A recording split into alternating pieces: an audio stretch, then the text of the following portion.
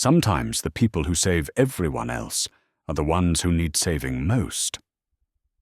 Sister Elenya had spent 30 years healing others, while her own heart remained broken from loss. When a child's fever threatens to claim another innocent life, the 57-year-old healer ventures into a deadly winter storm to find the herbs that could save him. But the blizzard proves too fierce, and she collapses in the snow, certain her time has come.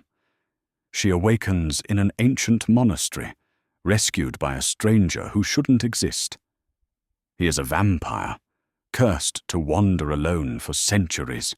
Trapped together by the storm, the aging healer and the immortal creature share stories by firelight.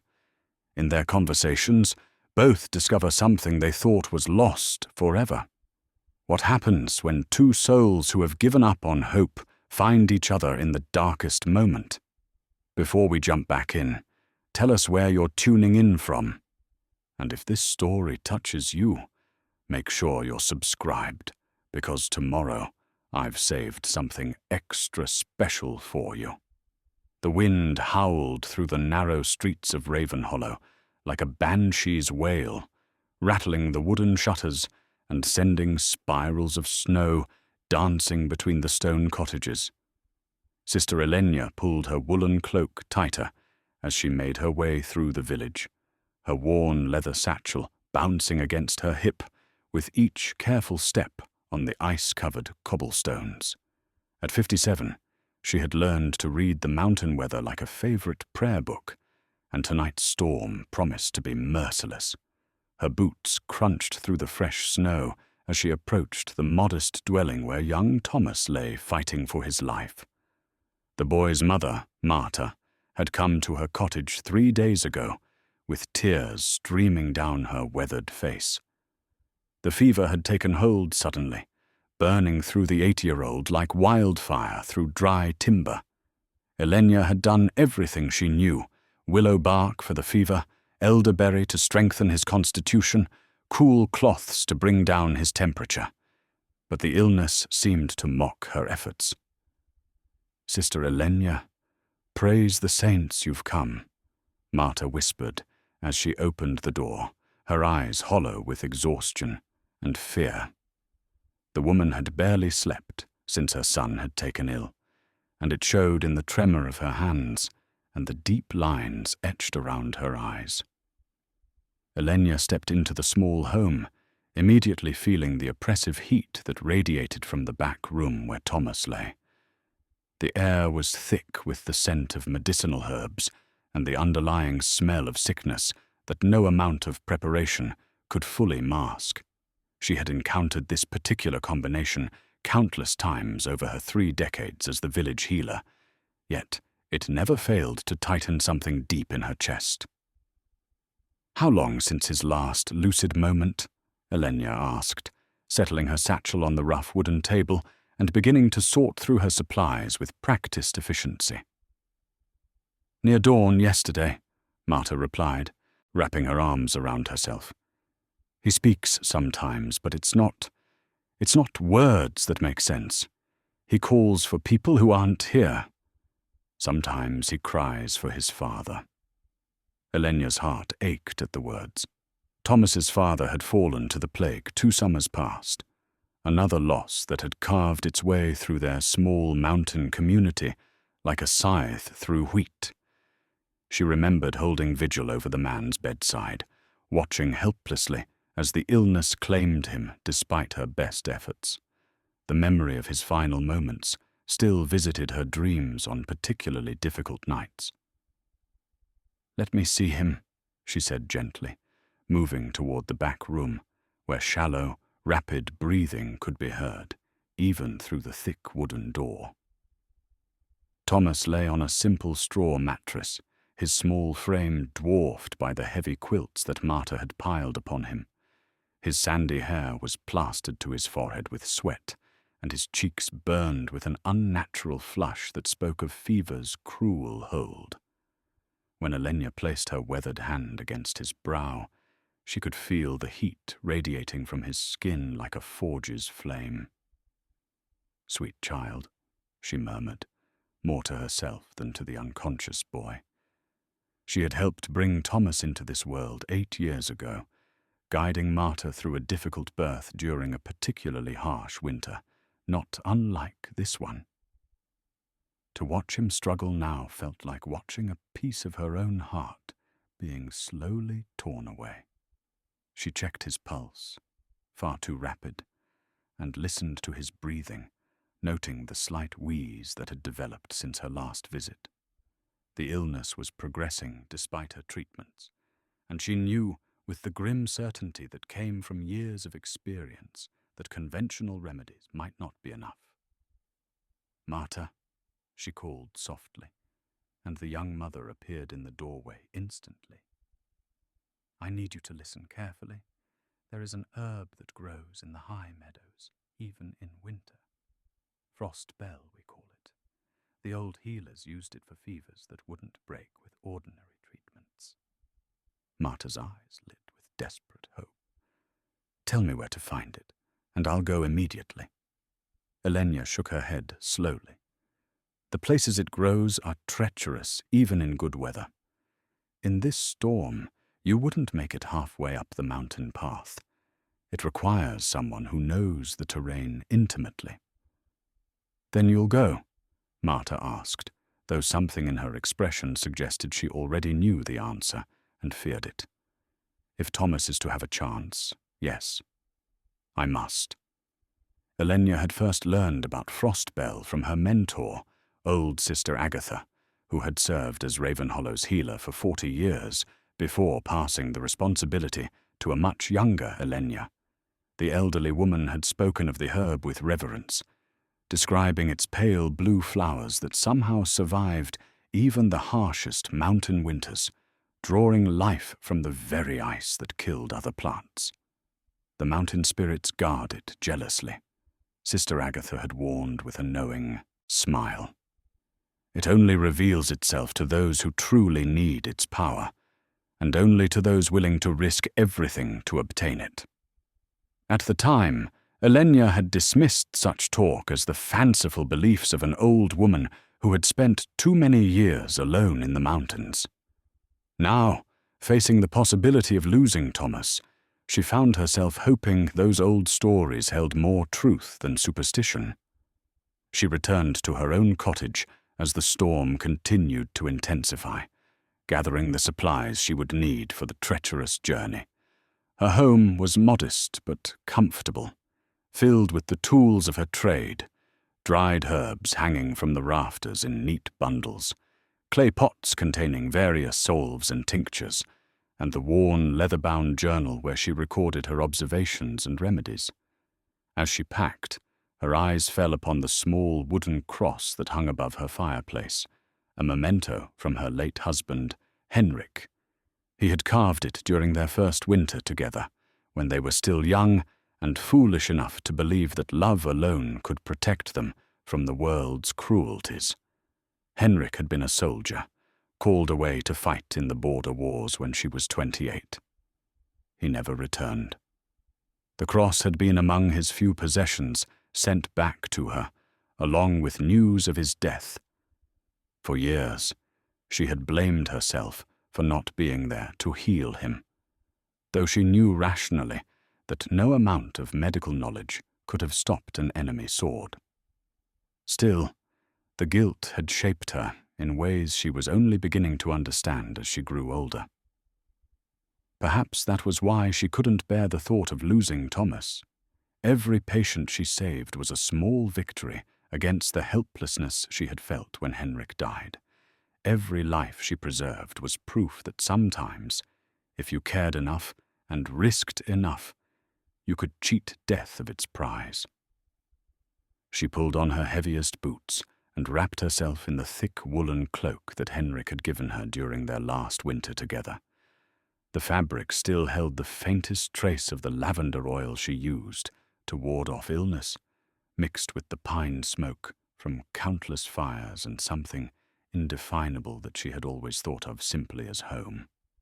Before leaving, she stopped by the small shrine she maintained in the corner of her main room. It wasn't much. A few candles, a worn prayer book, and a collection of small tokens left by grateful families over the years. She lit a candle for Thomas and whispered a prayer to whatever forces might be listening, whether they be the Christian God she had been raised to worship, or the older mountain spirits that the village elders sometimes spoke of in hushed tones. The storm hit her like a physical blow the moment she stepped outside. The wind drove ice crystals into her face with enough force to sting, and the snow fell so thickly that she could barely see beyond her outstretched hand. Any sensible person would have turned back immediately, but Elenya had long ago stopped, considering herself entirely sensible where the welfare of her patients was concerned. She made her way carefully through the village, using the familiar landmarks to navigate when visibility dropped to mere feet. The baker's shop with its distinctive red door, the blacksmith's forge where the snow melted in a perfect circle around the building, the small chapel where she and Henrik had been married on a spring morning that now seemed to belong to someone else's life. As she reached the edge of the village and began the ascent into the mountains proper, Elenya reflected on the path that had brought her to this moment. She had never intended to become the village healer. As a young woman, she had harbored dreams of traveling to the great cities, perhaps even serving in the court of some noble lord where her skills might be recognized and rewarded. But life, as it often did, had other plans. When old Sister Agatha fell ill during Elenya's 20th year, there had been no one else with even rudimentary medical knowledge to take her place. What had begun as a temporary necessity had gradually become a calling, then a passion, and finally a burden she carried with both pride and exhaustion. The mountain path grew treacherous quickly, forcing her to slow her pace and choose each step with care. The familiar trail disappeared beneath layers of fresh snow, leaving her to navigate by memory and instinct. More than once, she had to stop and get her bearings, using the shapes of distant peaks barely visible through the storm to orient herself. As she climbed higher, the wind grew more vicious, tearing at her cloak and threatening to knock her from the narrow path. Ice formed on her eyebrows, and the scarf wrapped around her lower face, making each breath a conscious effort. Her fingers, despite the thick mittens, began to lose feeling in the extreme cold. It was during a particularly difficult stretch of trail, where the path hugged the side of a steep cliff, that Elenya began to wonder if she had made a terrible mistake. The rational part of her mind pointed out that dying in a blizzard would help no one, least of all Thomas. But something deeper, whether it was stubbornness, duty, or simple desperation, drove her forward. She thought of Thomas's fever-bright eyes during her last visit, the way his small hand had gripped hers with surprising strength when she had checked his pulse. She remembered his laugh from healthier days, a sound like silver bells that never failed to bring smiles to the faces of even the most hardened villagers. The boy had a gift for finding joy in simple things, a smooth stone from the creek, a bird's feather, the way sunlight danced through window glass. The storm seemed to sense her determination and responded by growing even more fierce. What had been merely dangerous became potentially deadly as the wind reached a howling crescendo that made communication impossible and turned each step into an act of faith. Elenya's world narrowed to the small circle of visibility immediately around her feet and the burning need to keep moving forward. It was perhaps 2 hours into her journey, though time had become meaningless in the whirling chaos of wind and snow, when she realized she could no longer feel her feet inside her boots. The cold had progressed from discomfort to pain, to a dangerous numbness that she knew was the beginning of frostbite. She paused in the lee of a large boulder, trying to catch her breath and assess her situation with whatever objectivity she could muster. The smart thing would be to turn back now, while she still could. The storm showed no signs of abating, and she was still hours away from the high meadows where Frostbell might be found. But as she stood there, gasping in the thin mountain air and feeling the cold seep deeper into her bones, an image of Thomas's mother flashed through her mind. Marta, sitting beside her son's bed with hands clasped in prayer, trusting that Sister Elenya would somehow find a way to save the most precious thing in her world. With a determination that surprised even herself, Elenya pushed away from the boulder and continued her ascent. The path grew ever more treacherous as she climbed, forcing her to grab onto exposed roots and rock faces to maintain her balance. Snow had filled in many of the familiar landmarks, creating an alien landscape that bore little resemblance to the mountain she knew. Her leather satchel, heavy with medical supplies, seemed to grow heavier with each step.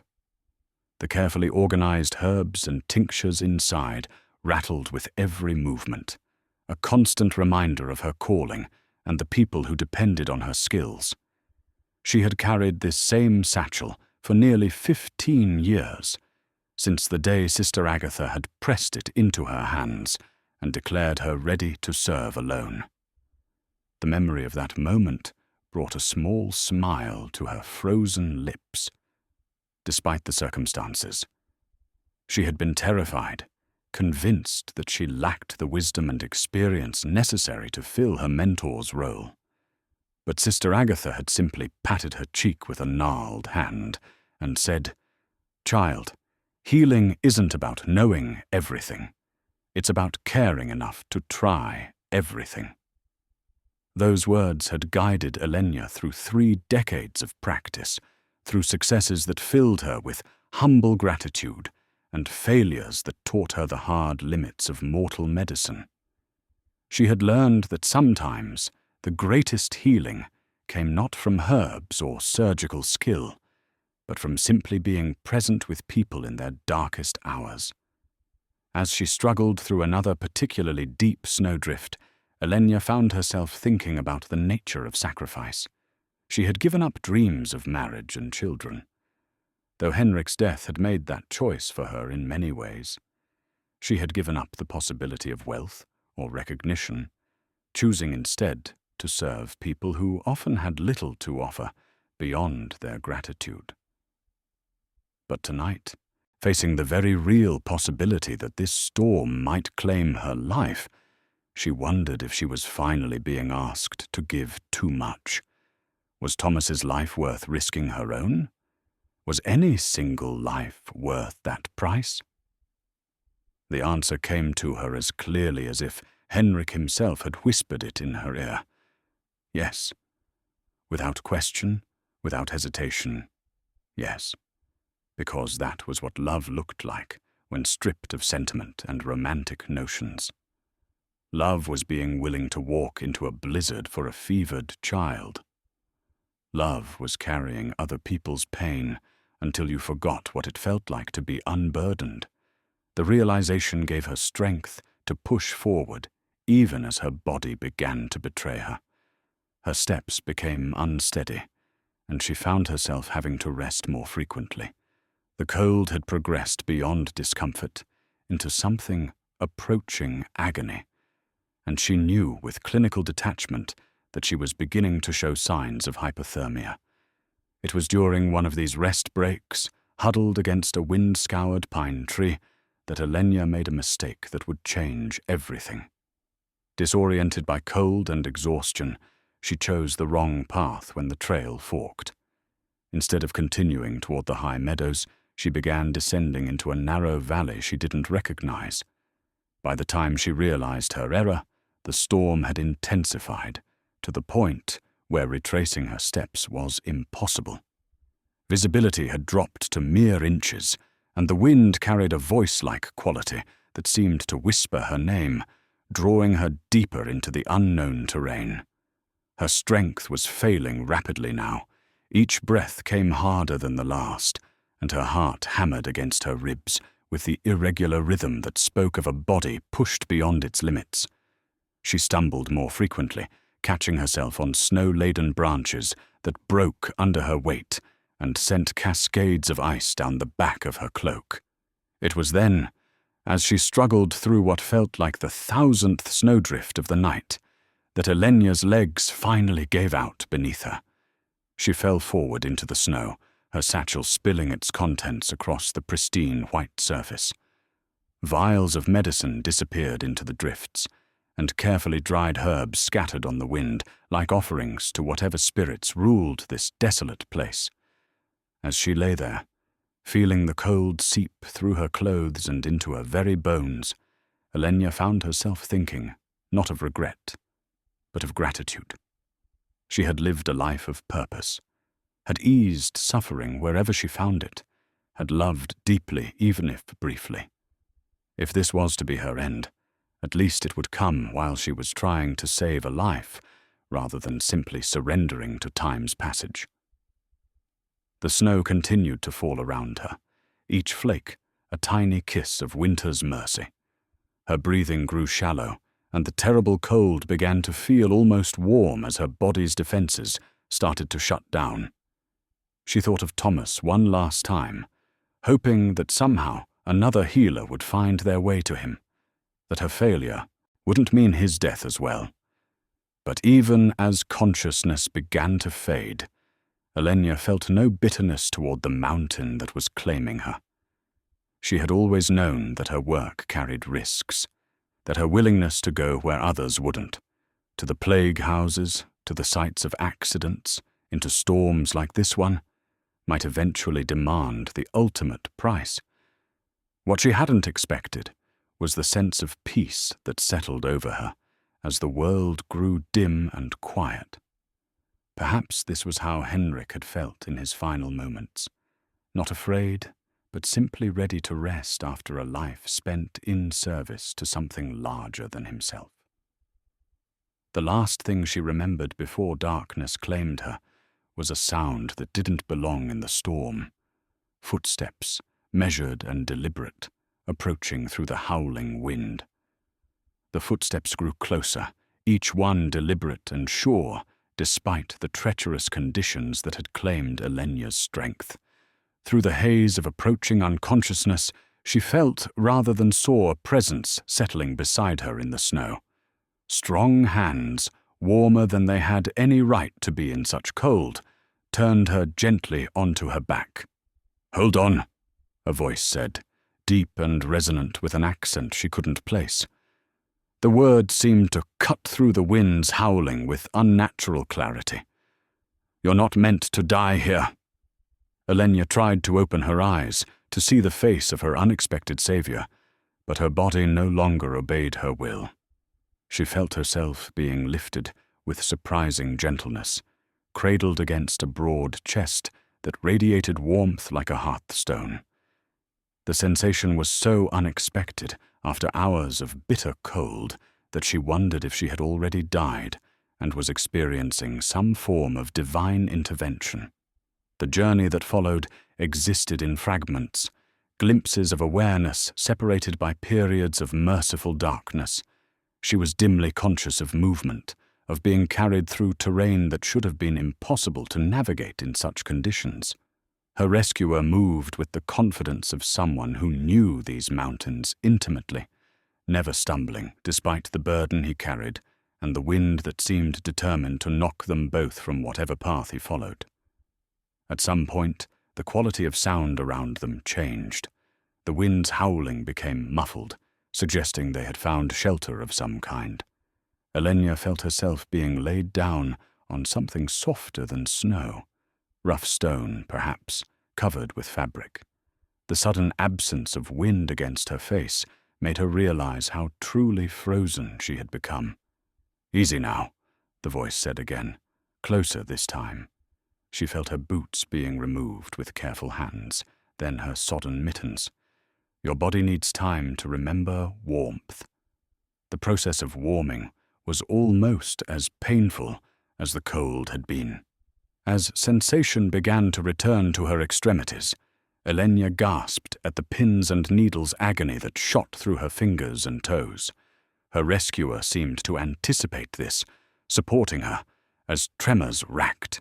Her frame and her body fought to restore proper circulation. "The pain moons you'll keep all your digits," he said, with what sounded like gentle amusement. "I've seen frostbite enough to know when it's merely uncomfortable versus truly dangerous." Gradually, blessed warmth began to penetrate the ice that had seemed to form around her very soul. She became aware of firelight dancing against stone walls, of the scent of burning wood mixed with something else, herbs perhaps, or incense. The combination was oddly comforting, reminiscent of the monastery chapel she sometimes visited for quiet reflection. When she finally managed to open her eyes, the first thing Elenya saw was the vaulted stone ceiling high above, partially collapsed in places, but still magnificent in its Gothic architecture. Carved angels looked down at her with expressions of eternal compassion, their faces unmarked by time, despite the obvious age of the structure. "Where am I?" she whispered, her voice barely audible even to herself. "St. Emmeron's monastery," came the reply. "Or what remains of it. The brothers abandoned this place nearly 2 centuries ago, but the walls still offer sanctuary to those who need it." Elenya turned her head slowly, fighting against stiffness that felt bone deep. Her rescuer sat a respectful distance away, tending to a fire that crackled cheerfully in what had once been an elaborate altar area. The flames cast dancing shadows across his profile, and what she could see of him in the flickering light was both reassuring and somehow unsettling. He was tall, even seated she could tell that much, with dark hair that looked as if it hadn't felt the storm's fury despite his having been out in it. His clothes were simple but well made, the kind that spoke of quality without ostentation. Most remarkable, however, was his stillness. He moved with the economy of someone completely comfortable in his own skin, every gesture deliberate and graceful. "How did you find me?" she asked, struggling to sit up despite the weakness that still claimed her limbs. He glanced toward her, and for just a moment the firelight caught his eyes in a way that made them seem almost luminous. "I was out in the storm myself when I heard you calling for help." "I wasn't calling," Elenya said, confused. "I don't remember." "Sometimes we call for help in ways we don't recognize," he interrupted gently. "The mountain hears many things the valley cannot." There was something in his tone that suggested deeper meaning, but Elenya's mind was still too clouded by cold and exhaustion to pursue it. Instead, she focused on more immediate concerns. Her medical satchel lay open beside her, its contents carefully arranged and clearly salvaged from the snow where they had scattered. "You collected my medicines," she observed with gratitude. "What I could find, yes. Though I suspect several vials were lost to the storm." He moved closer, settling near enough that she could see his face more clearly.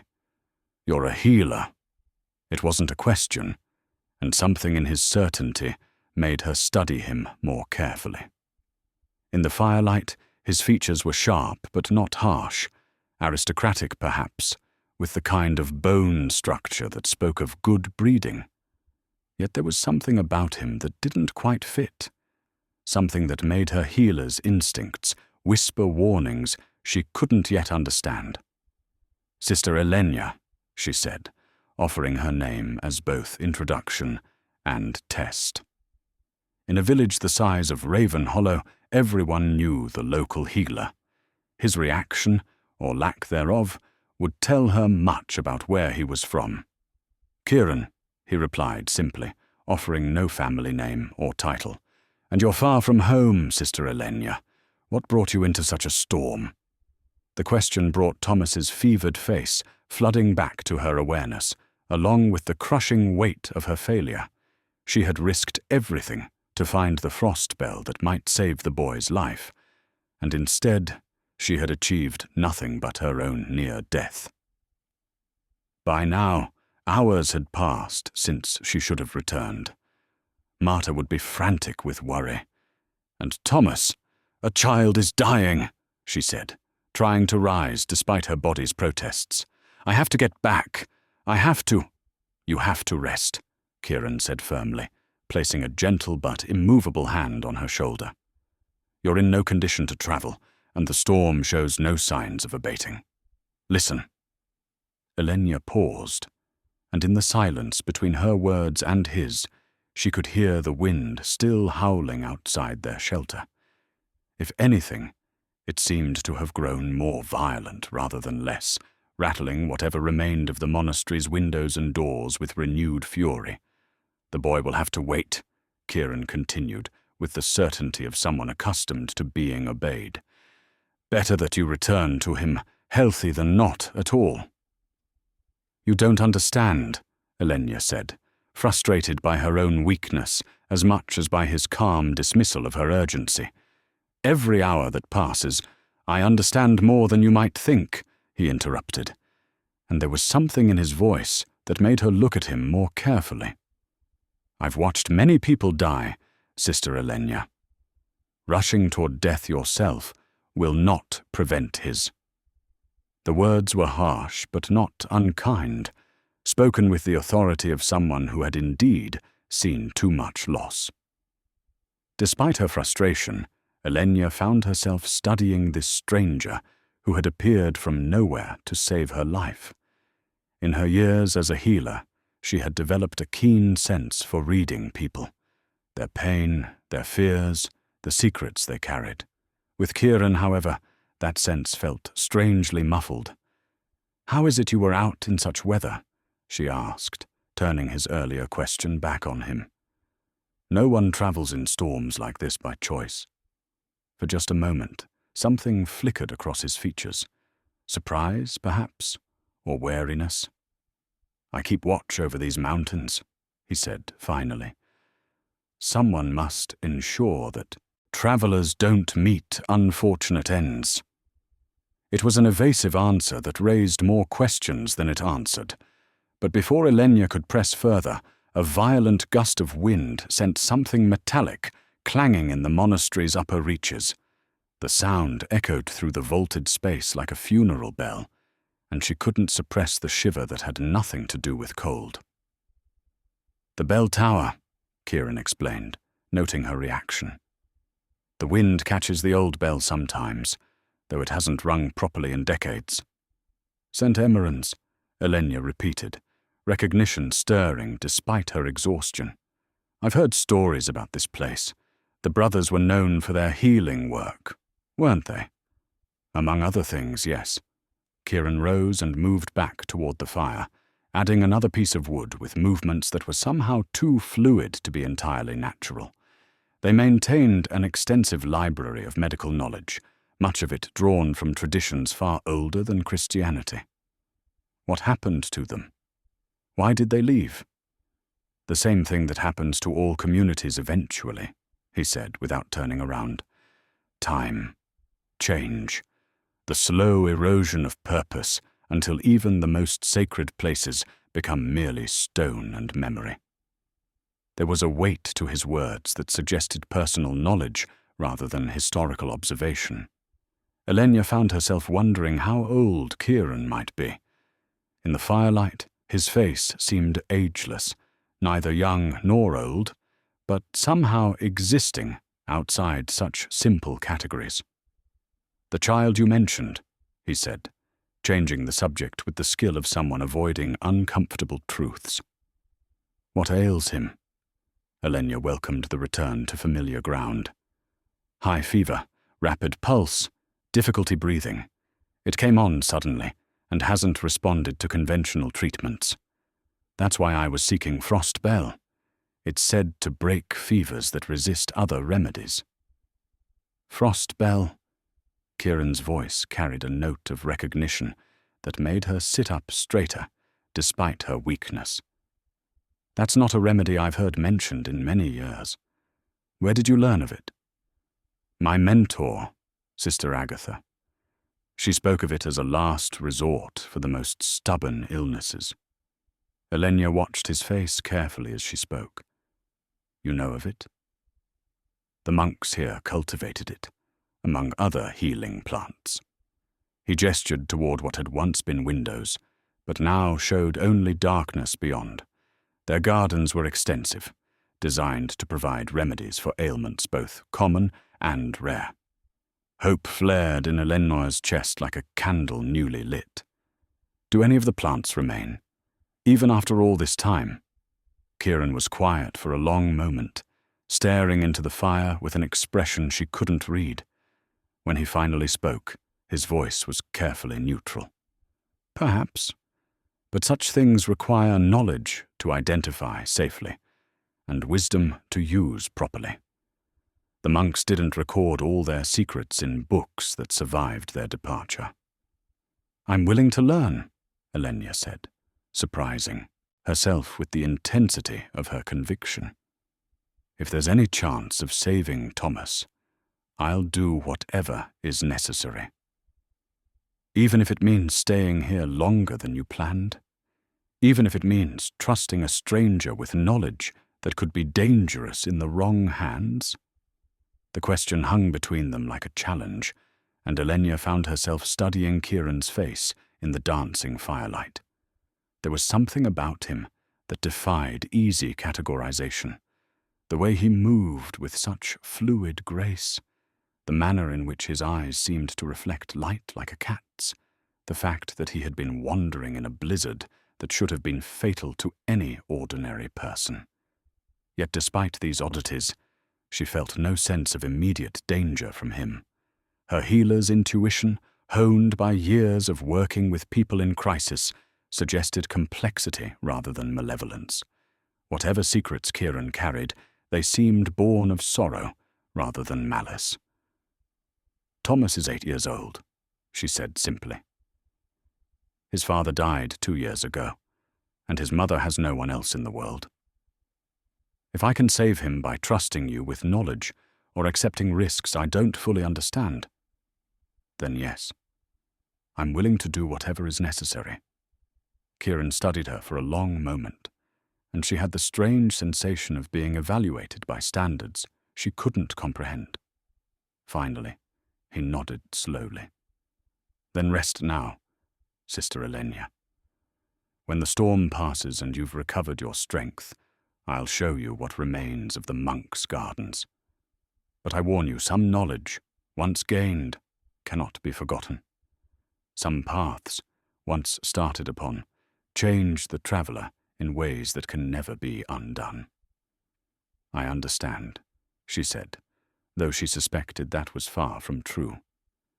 As exhaustion finally claimed her, and she settled back against the makeshift bedding, Elenya's last thought before sleep was of the strange bronze bell she could hear faintly in the wind above them. Its voice seemed to carry across the centuries, speaking of prayers unanswered and faith tested by time's passage. She never saw Kieran's eyes flash with an otherworldly light as he watched over her sleep, or noticed that his breathing was so quiet as to be almost non-existent. When Elenya woke, pale morning light filtered through the broken windows of the monastery, revealing details that the previous night's firelight had hidden. The space around her was far grander than she had initially realized. A magnificent chapel with soaring stone arches and intricate carvings that spoke of both divine devotion and considerable wealth. Frost had formed elaborate patterns on the surviving glass, creating natural stained glass that caught the weak winter sun in brilliant fragments. Kieran was nowhere to be seen, though the fire had been carefully maintained and a simple breakfast waited nearby. Bread that seemed impossibly fresh, dried fruit, and a wooden cup containing what smelled like herbal tea. The food was arranged on a clean cloth beside her. Makeshift bed, suggesting her mysterious host had been awake and active while she slept. As she sat up, testing the return of strength to her limbs, Elenya noticed her medical supplies had been not only collected, but organized with a precision that spoke of familiarity with healing work. Each vial and packet was arranged according to purpose, fever remedies here, wound treatments there, diagnostic tools carefully separated from therapeutic ones. It was exactly how she would have arranged them herself. "You're awake." Kieran's voice came from somewhere behind her, and she turned to see him emerging from what appeared to be a side chapel. He carried an armload of wood and moved with the same fluid grace she had noticed the night before, his footsteps making almost no sound on the stone floor. "How long did I sleep?" she asked, accepting the cup of tea gratefully. The brew was complex, chamomile and honey, certainly, but underneath were notes of herbs she couldn't identify. Whatever the blend, it seemed designed to restore both body and spirit. "The better part of the night and morning," he replied, setting the wood beside the fire. "Your body needed time to recover from its ordeal. Hypothermia takes a toll that goes deeper than mere cold." Elenya nodded, having seen enough cases herself to know the truth of his words. She had been closer to death than she cared to acknowledge, and the fact that she was now sitting upright and clear-headed spoke to both Kieran's care and her own constitution. "The storm?" she asked, though she could already hear the answer in the relative quiet outside. "Passed before dawn. The sky is clear now, though the snow is deep. Travel will be possible, but difficult."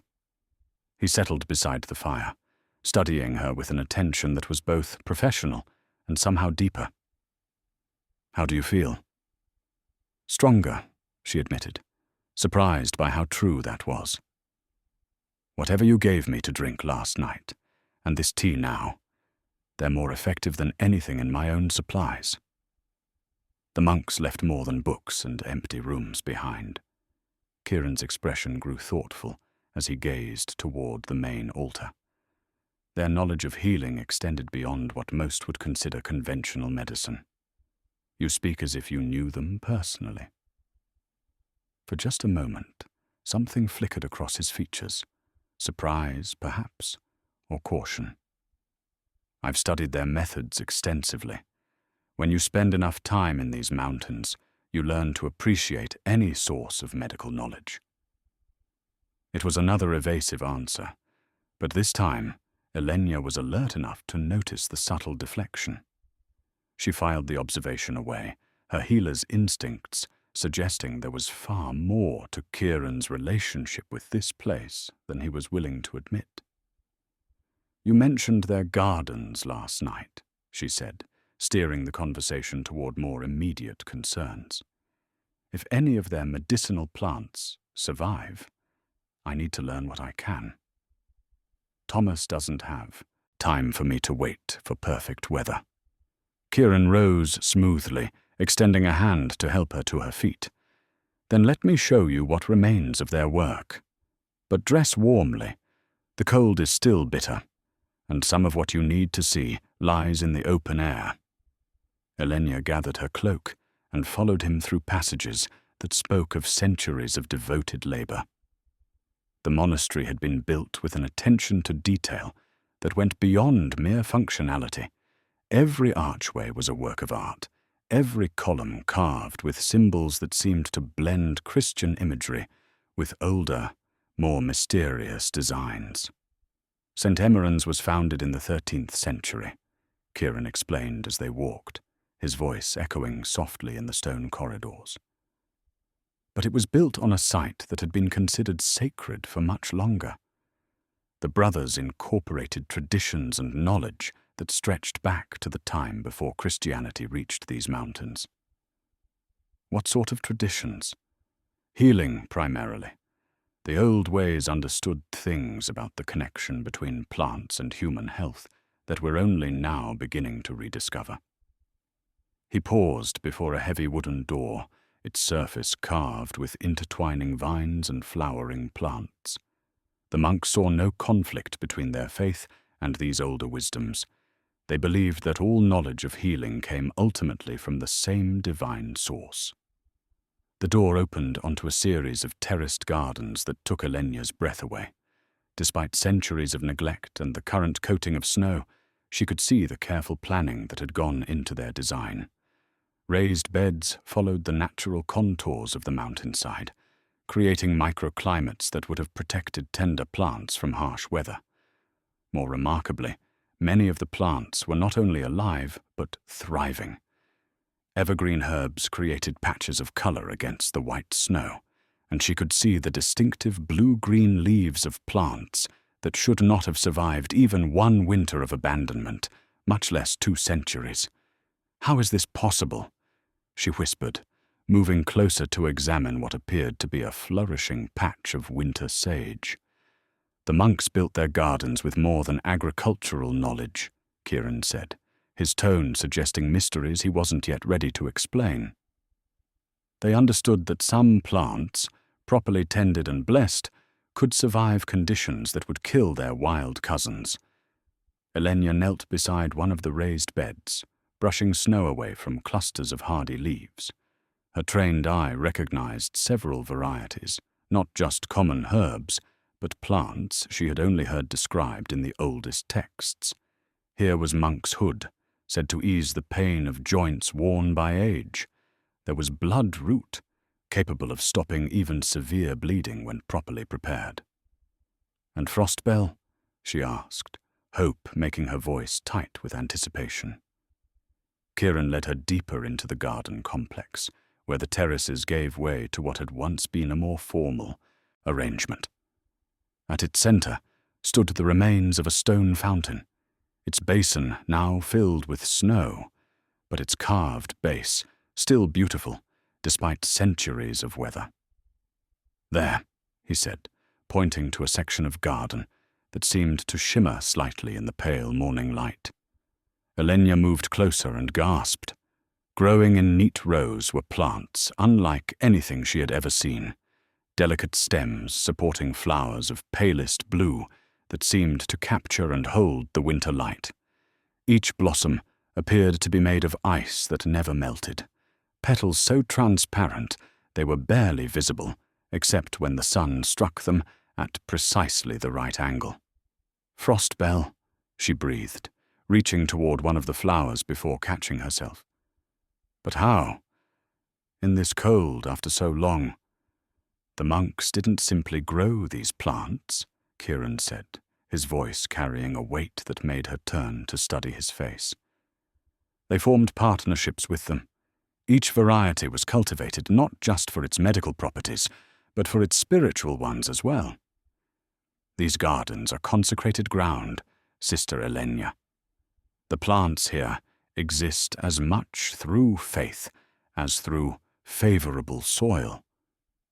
"That's impossible," she said automatically, though even as the words left her lips, she found herself doubting them. Her years of healing work had shown her too many things that defied simple explanation. Recoveries that shouldn't have happened, remedies that worked far better than their ingredients suggested they should, moments when prayer seemed to tip the balance between life and death. "Is it?" Kieran asked gently. "You've spent 3 decades healing people. Have you never encountered something that your training couldn't fully explain? Never had a patient recover in ways that surprised even you?" Elenya was quiet for a long moment, remembering cases that had puzzled her. The child who had survived a fever that should have killed him, the woman whose infected wound had healed overnight after Elenya had done nothing but clean it and pray, the countless times when her remedies had worked better than she had any right to expect. "If I'm to harvest these plants properly," she said finally, "I need to understand not just their medical properties, but these other aspects as well." "That will take time," Kieran warned. The knowledge the monks accumulated wasn't simple botanical information. It involved understanding the connections between healer, patient, and remedy, connections that go deeper than most medical training acknowledges. "Then teach me," Elenya said, surprised by her own certainty. "Thomas is worth whatever time this knowledge requires." Kieran studied her for a long moment, and she had the strange sensation that he was weighing something far more significant than her request for botanical instruction. When he finally nodded, it felt like a decision that would change everything. "Very well," he said. "But understand, once you begin to see the world through the monk's eyes, you may find it difficult to see it any other way. Some knowledge, once gained, becomes a responsibility that lasts far longer than a single patient's need." "I understand," Elenya replied, though she suspected she was agreeing to far more than she realized. As they stood together in the miraculous garden, surrounded by plants that thrived in defiance of natural law, neither spoke of the fact that the storm's passing meant she could now return home. Both seemed to understand that her education in the monastery's deeper mysteries would require more than a single morning's instruction. The bronze bell in the distant tower chimed once, its voice carrying clearly in the still air. To Elenya, it sounded like a welcome. The instruction began immediately, though not in the way Elenya had expected. Rather than simply pointing out plants and their properties, Kieran led her to a stone bench beside the fountain and settled into what appeared to be a well-practiced routine. "The monks understood that healing begins with the healer," he said, his breath visible in small puffs in the cold air. "Before you can properly work with these plants, you must understand your own relationship to the process of healing." "I've been healing people for 30 years, Elenya replied, though without the defensive edge such a statement might have carried in other circumstances.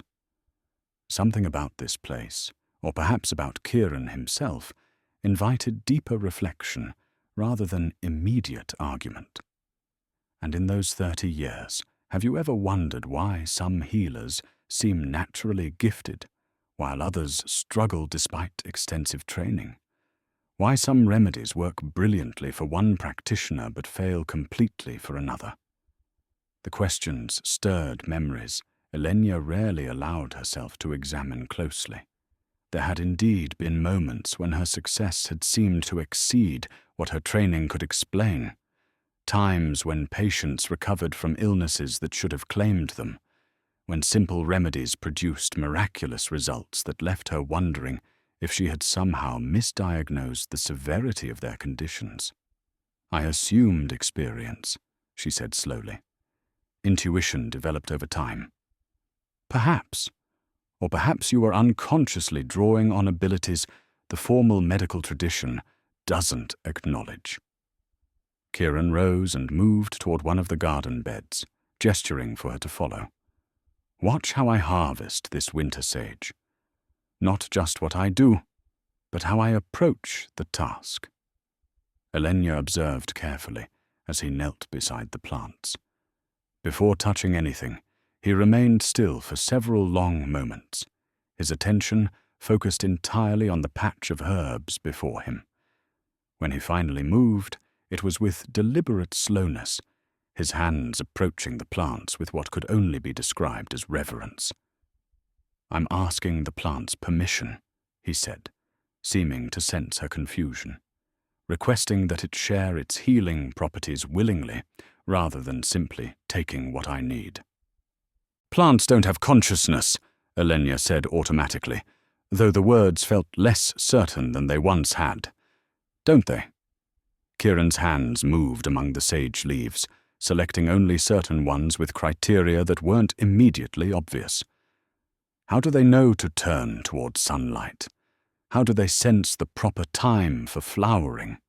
How do some plants seem to thrive under the care of certain gardeners while withering under others who provide identical conditions? As he spoke, he gathered the selected leaves into a small cloth pouch. The entire process had taken perhaps 10 minutes, but something about his approach transformed what should have been simple harvesting into something approaching ritual. "Now you try," he said, indicating a nearby patch of what appeared to be mountain thyme. Elenya knelt as he had done, feeling slightly foolish as she attempted to replicate his reverent stillness. The cold seeped through her wool stockings, and the snow began to numb her knees. But she forced herself to remain motionless, trying to understand what exactly she was supposed to be feeling. At first, there was nothing but discomfort, and the awareness that this was taking far longer than necessary. But gradually, as her fidgeting settled into genuine stillness, she became aware of subtleties she had never noticed before. The way the plants seemed to lean slightly toward the morning sun, the almost imperceptible differences in the color and texture of individual leaves, the sense that the garden as a whole possessed a vitality that went beyond the sum of its parts. "I think I understand," she said quietly, reaching toward the thyme with newfound respect for what she was about to take. "Understanding is only the beginning," Kieran replied. The monks spent years developing their sensitivity to these connections. They believed that plants could sense the healer's intentions and respond accordingly, offering their full potency to those who approached with proper respect, but withholding their deepest properties from those who treated them merely as objects to be exploited. The conversation continued as they moved through different sections of the garden, Kieran sharing knowledge that seemed to come from sources far older than any text. He spoke of plants that could sense illness before symptoms appeared, of remedies that worked differently depending on the phase of the moon when they were prepared, of the importance of the healer's emotional state in determining the effectiveness of any treatment. "You mentioned that some knowledge becomes a responsibility," Elenya said, as they paused beside a cluster of evergreen shrubs she didn't recognize. "What did you mean?" Kieran was quiet for a long moment, his gaze fixed on the distant peaks that surrounded the monastery. When he spoke, there was a weight in his voice that suggested personal experience with burdens that couldn't be easily shared. When you can see the connections between all living things, when you understand that healing involves more than herbs and surgical technique, it becomes impossible to ignore suffering wherever you encounter it. The monks who lived here found that their expanded awareness came with an expanded sense of obligation. Is that why they left? The burden became too great? In part. His expression grew distant, and Elenya had the strange impression that he was remembering events he had witnessed personally, rather than learned about through historical accounts. They discovered that some forms of healing require sacrifices that go beyond what most people are willing to give. What sort of sacrifices? Instead of answering directly, Kieran moved toward a section of the garden that was more sheltered, where the snow lay thinner and the plants grew more densely. Here, among specimens that seemed to glow with their own inner light, he stopped beside what appeared to be a small shrine, a carved stone niche containing a silver chalice that gleamed despite the centuries it must have been exposed to weather. "The deepest healing arts," he said carefully, "involve the transfer of life force from healer to patient. Not metaphorically, but literally. The healer gives up some portion of their own vitality to restore what illness has stolen." Elenya felt a chill that had nothing to do with the mountain air. "That's impossible. Life force isn't something that can be measured or transferred, isn't it?" Kieran reached toward the chalice but didn't quite touch it. "Have you never finished treating a patient and felt utterly drained, as if their recovery had somehow depleted you? Have you never noticed that the most gifted healers often seem to age faster than their contemporaries?" The question struck uncomfortably close to truths Elenya had never allowed herself to examine closely. She had indeed noticed that the village's previous healer, Sister Agatha, had seemed to grow frail with unusual speed in her final years. And there had been times, particularly when working with the most seriously ill patients, when she had felt a bone-deep exhaustion that went far beyond physical fatigue.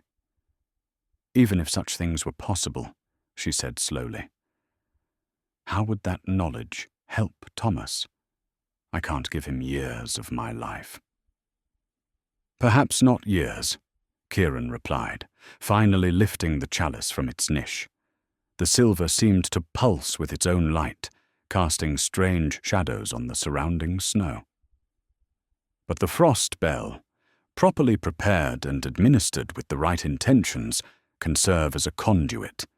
It allows the healer to share their strength without the direct transfer that would drain them completely. You're asking me to believe in magic. I'm asking you to believe in possibilities that your training never taught you to consider. He held the chalice carefully, treating it with the same reverence he had shown the plants.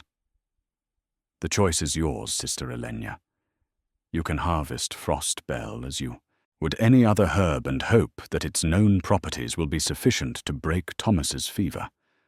Or you can learn to use it as the monks intended, with full awareness of the connections that bind healer to patient.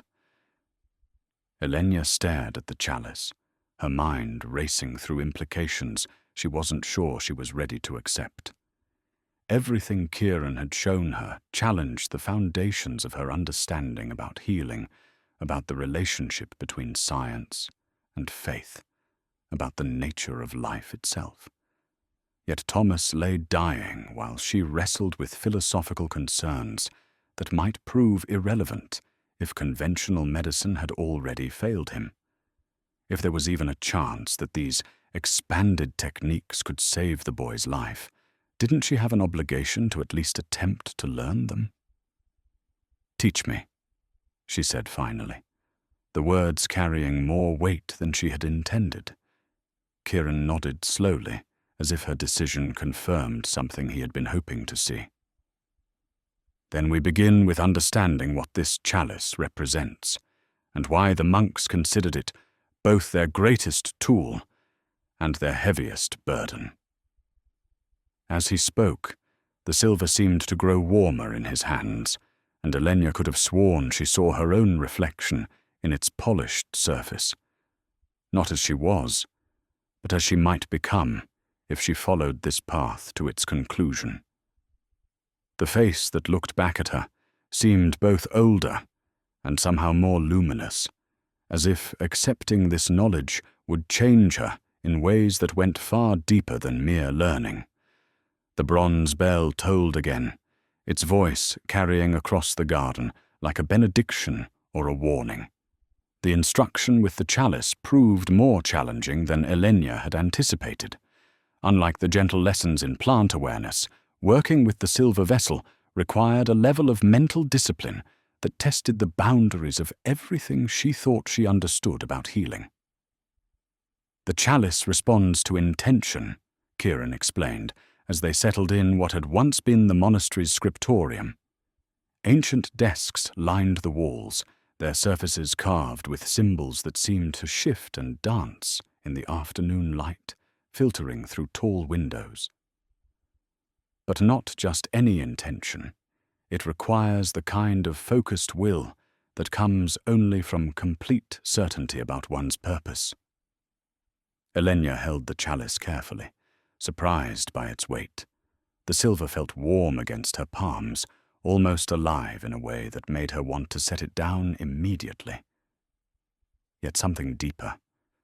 Curiosity, perhaps, or desperate hope for Thomas, made her maintain her grip despite the unsettling sensations.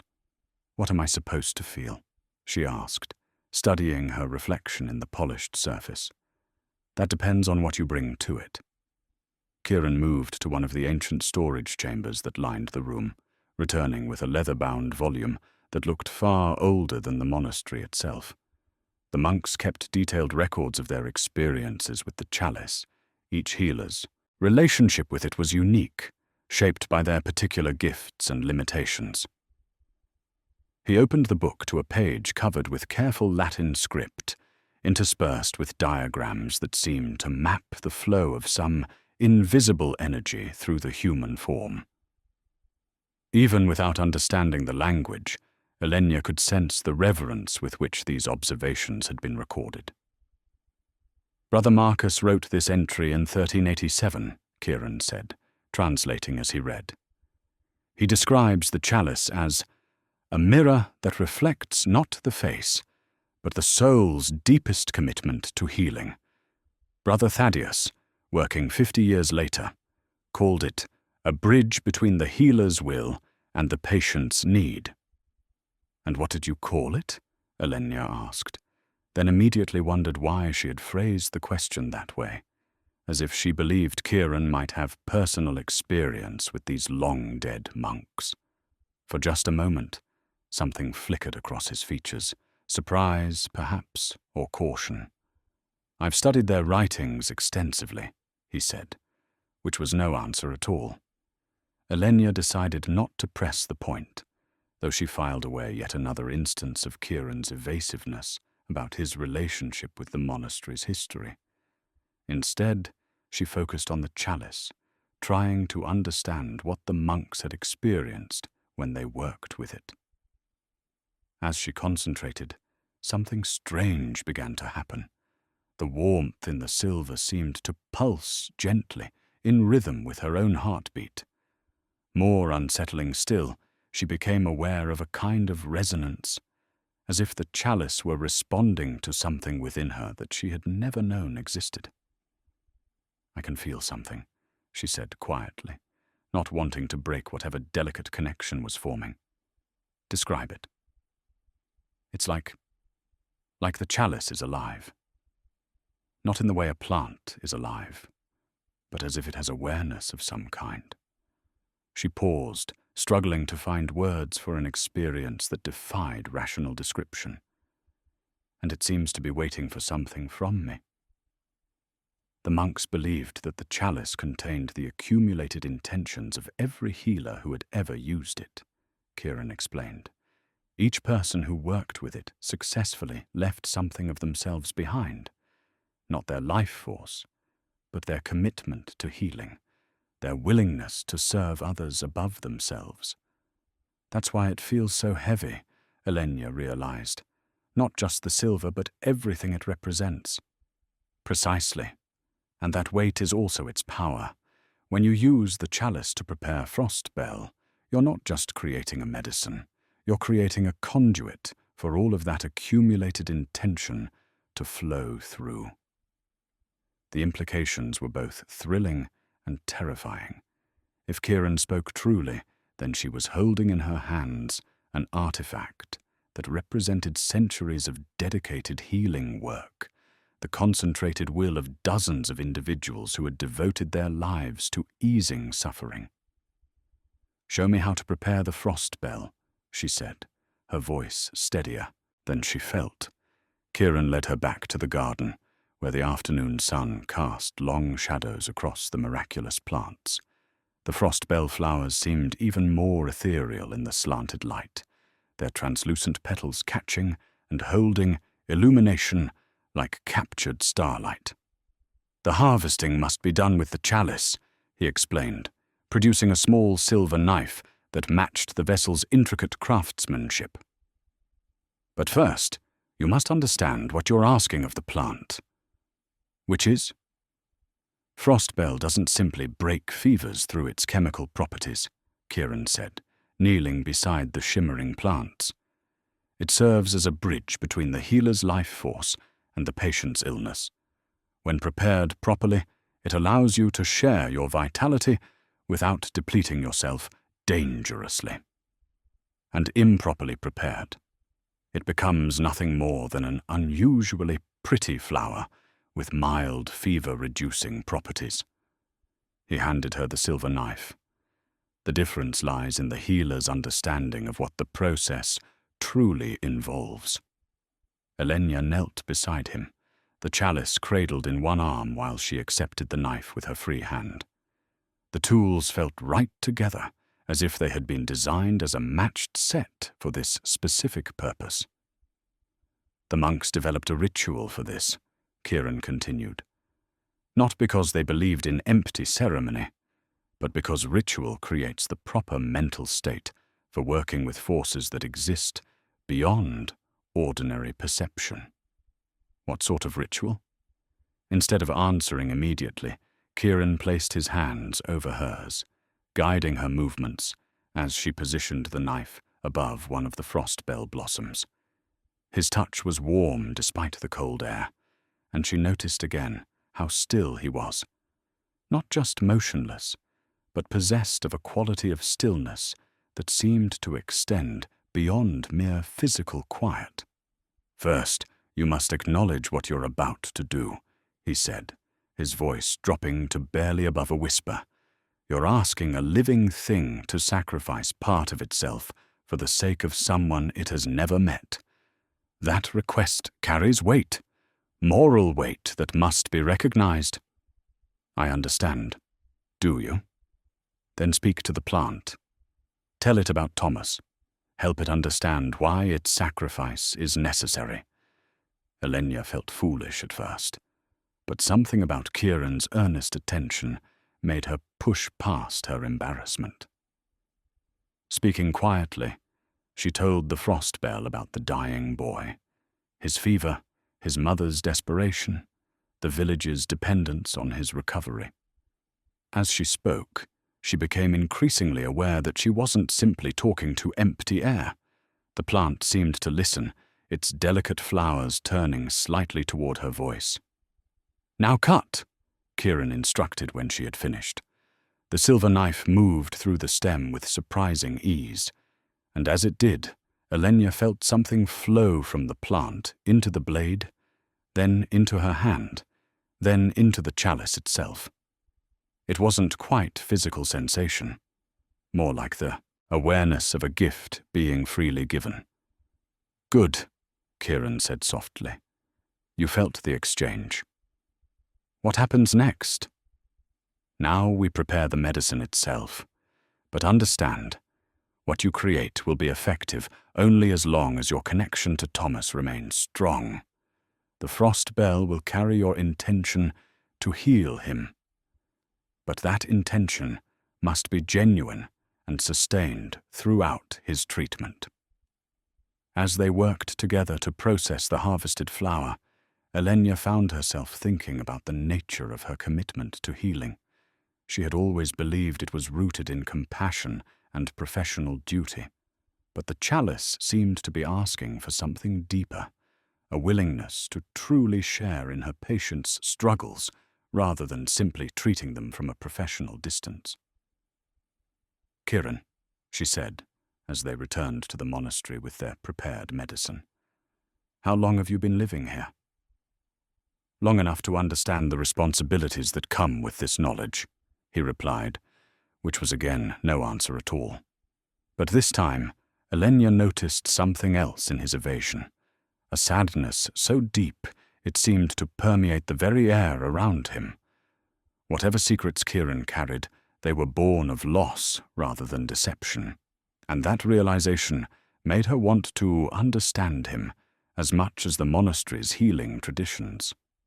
That evening, as they shared a simple meal by the fire, Elenya found her attention drawn repeatedly to the small vial of prepared frostbell medicine that now rested in her satchel. The liquid inside seemed to hold its own light, glowing faintly even in the firelight like captured moonbeams. More unsettling was her awareness that the medicine somehow remained connected to her. She could sense its presence even when she wasn't looking at it. "Is it always like this?"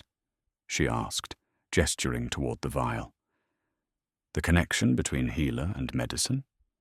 Kieran followed her gaze, his expression thoughtful. "For those who prepare remedies using the old methods, yes. You've invested something of yourself in its creation. That investment doesn't simply disappear when the work is complete. It feels like responsibility, because it is. The medicine will be most effective when administered by the person who prepared it, least effective if handled carelessly by someone who doesn't understand its nature." He paused, studying her face in the dancing light. "Are you having second thoughts about returning to Thomas?" "Not about returning," Elenya said slowly. but about leaving here. There's so much more to learn. It was true, though not entirely for the reasons she had spoken aloud. Yes, the monastery's healing traditions fascinated her in ways that challenged everything she thought she knew about medicine. But increasingly, she found herself drawn to Kieran himself, to the mystery he represented, and the profound loneliness she sensed beneath his careful composure. "The knowledge isn't going anywhere," he said gently. "And Thomas needs what you've already learned." "What about what you need?" The question slipped out before she could stop it, surprising them both with its directness.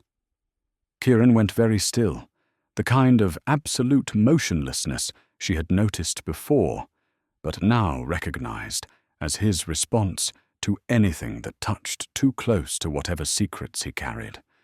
When he finally spoke, his voice was carefully neutral. "I've learned to need very little. That's not the same as needing nothing at all."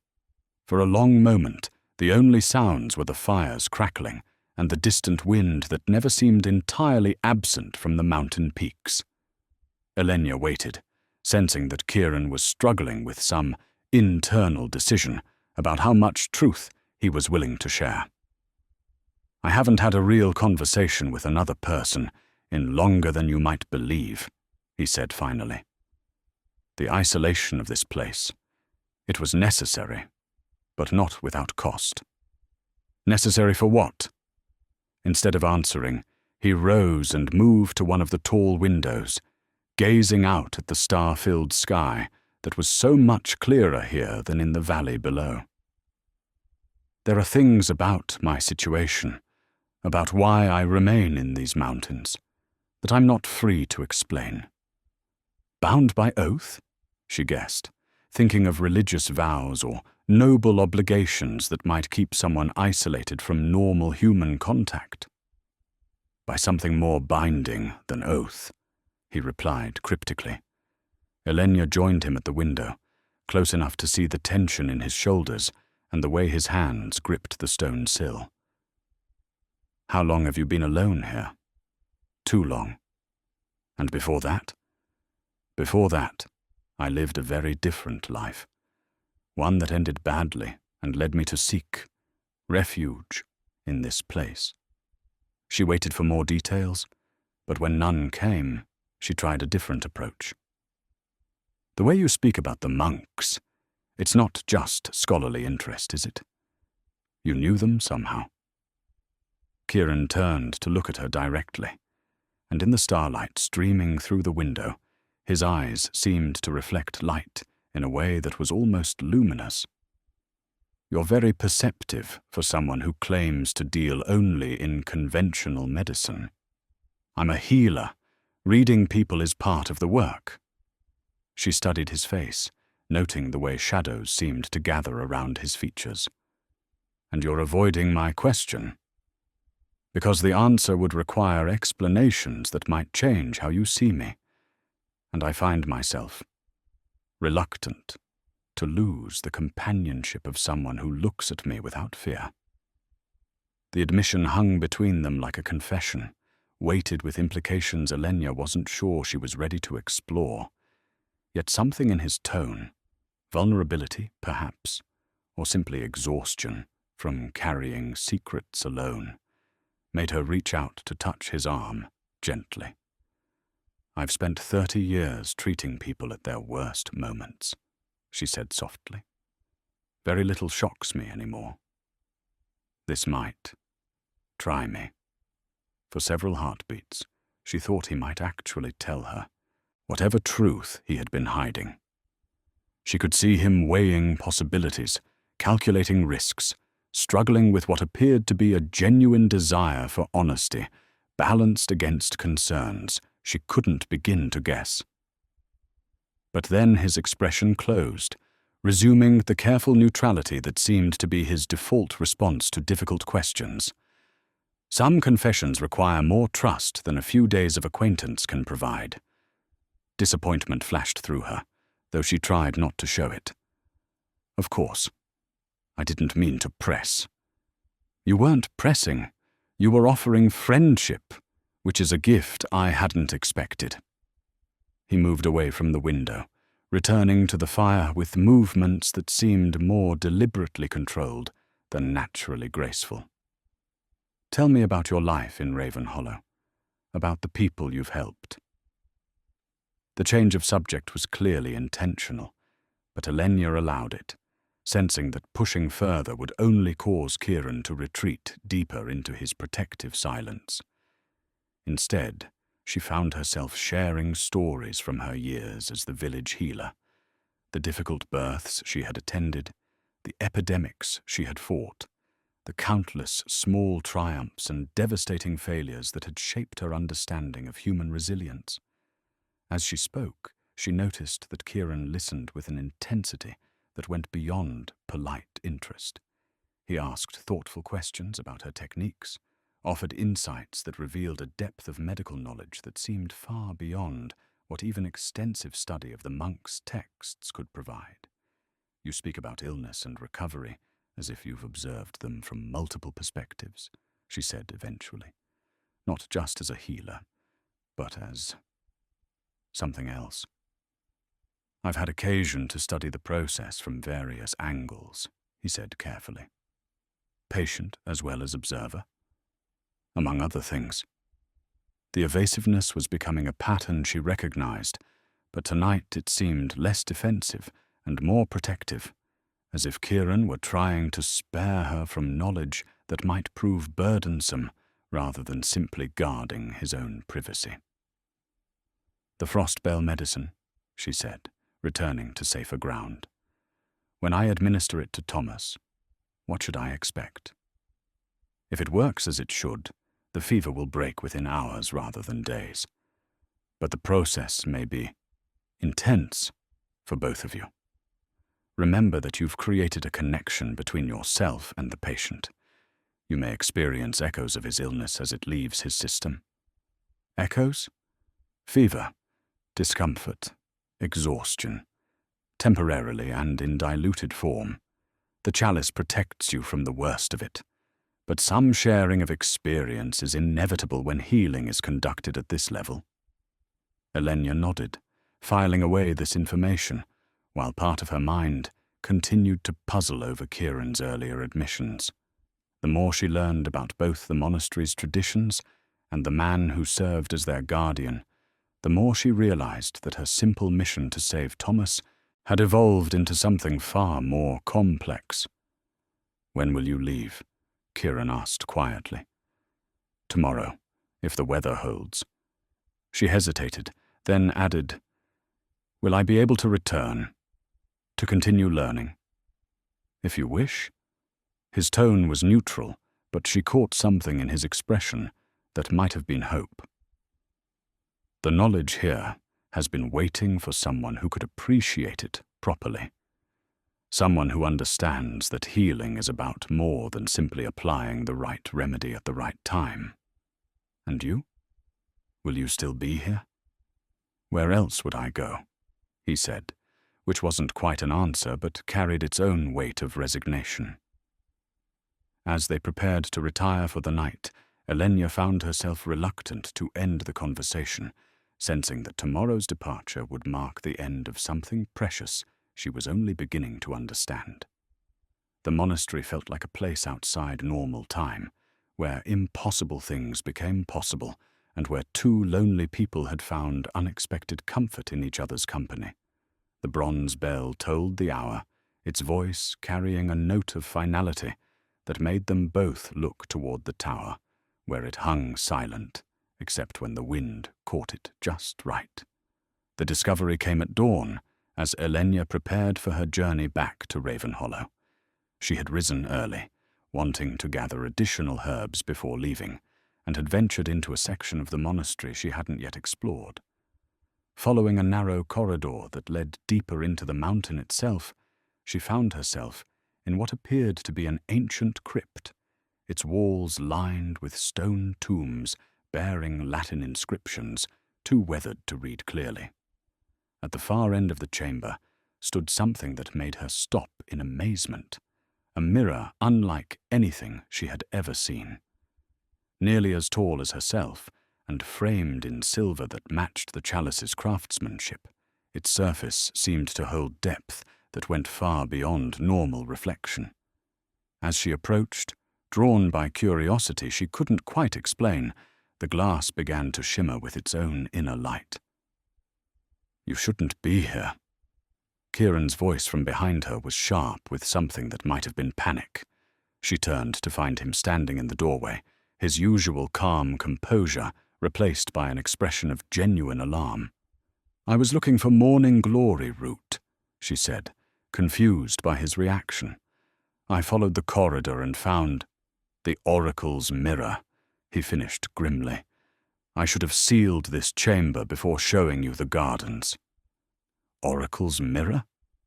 Elenya looked back at the extraordinary surface, which continued to pulse with gentle light. "What does it do?"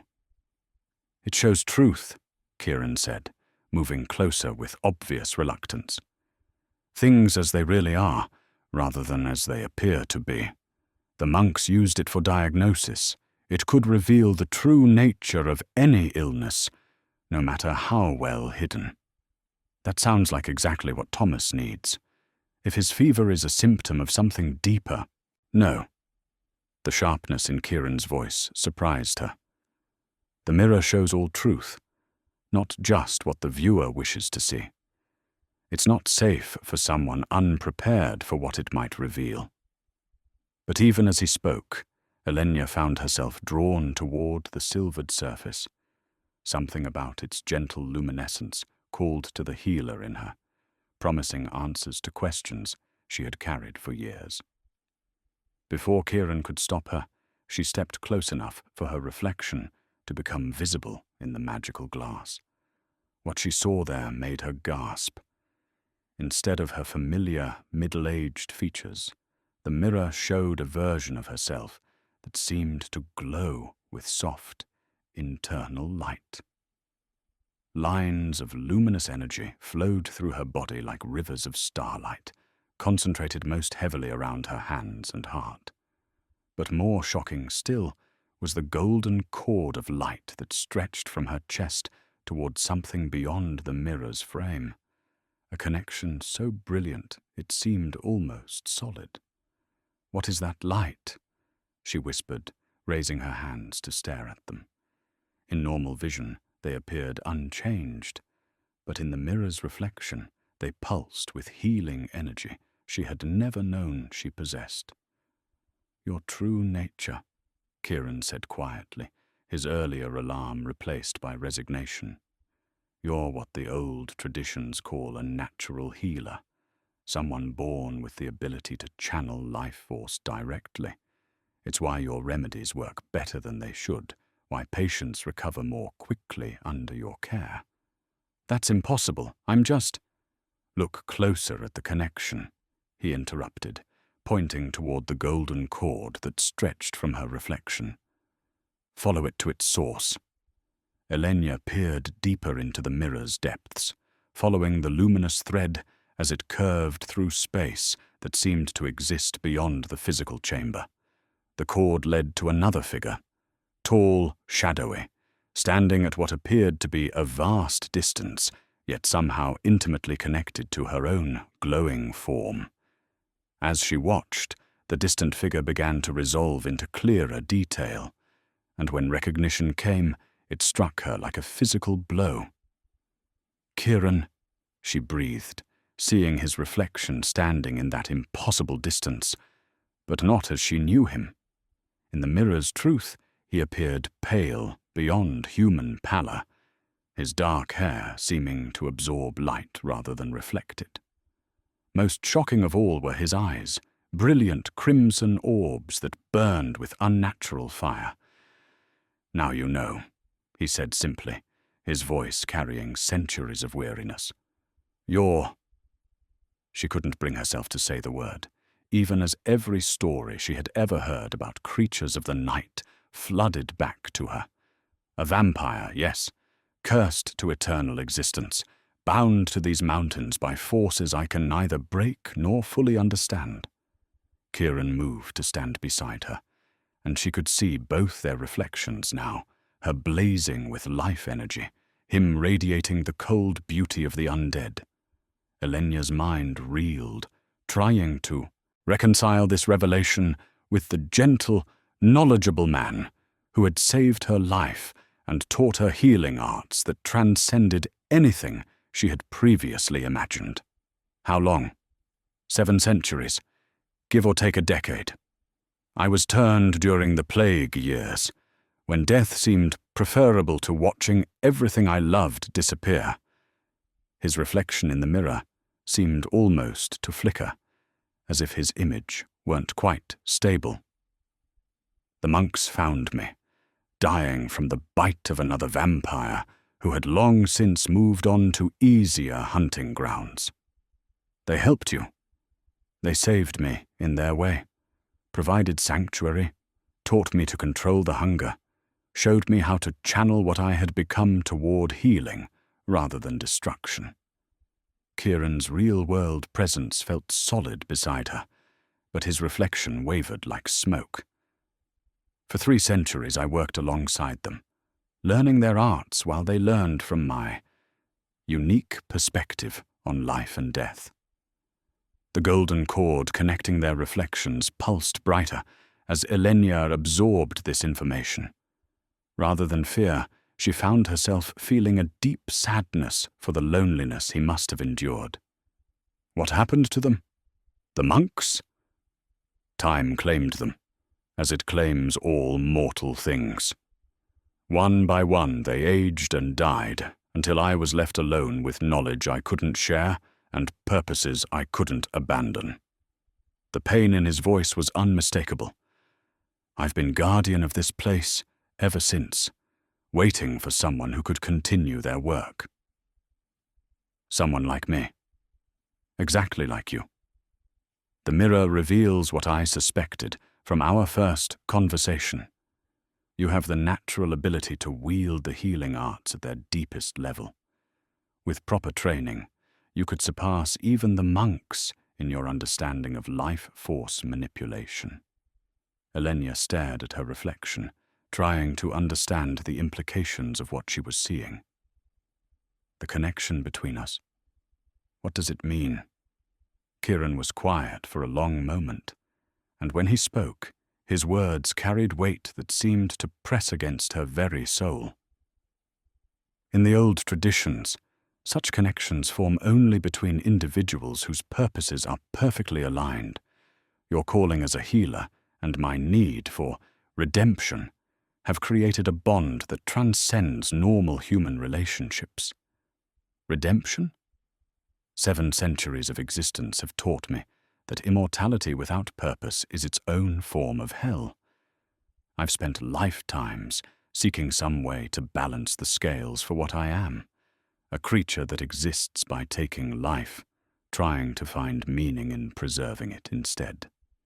The mirror's surface rippled, and new images began to form, scenes of Kieran through the centuries, working alongside the monks to develop healing techniques, spending decades in solitary study of medical texts, maintaining the monastery's gardens with the patience only immortality could provide. You've been alone all this time? Alone in every way that matters. The few people who stumbled upon this place, over the years, either fled in terror when they learned what I was, or he trailed off, but the implication was clear enough. Or you had to kill them to protect your secret. Not had to.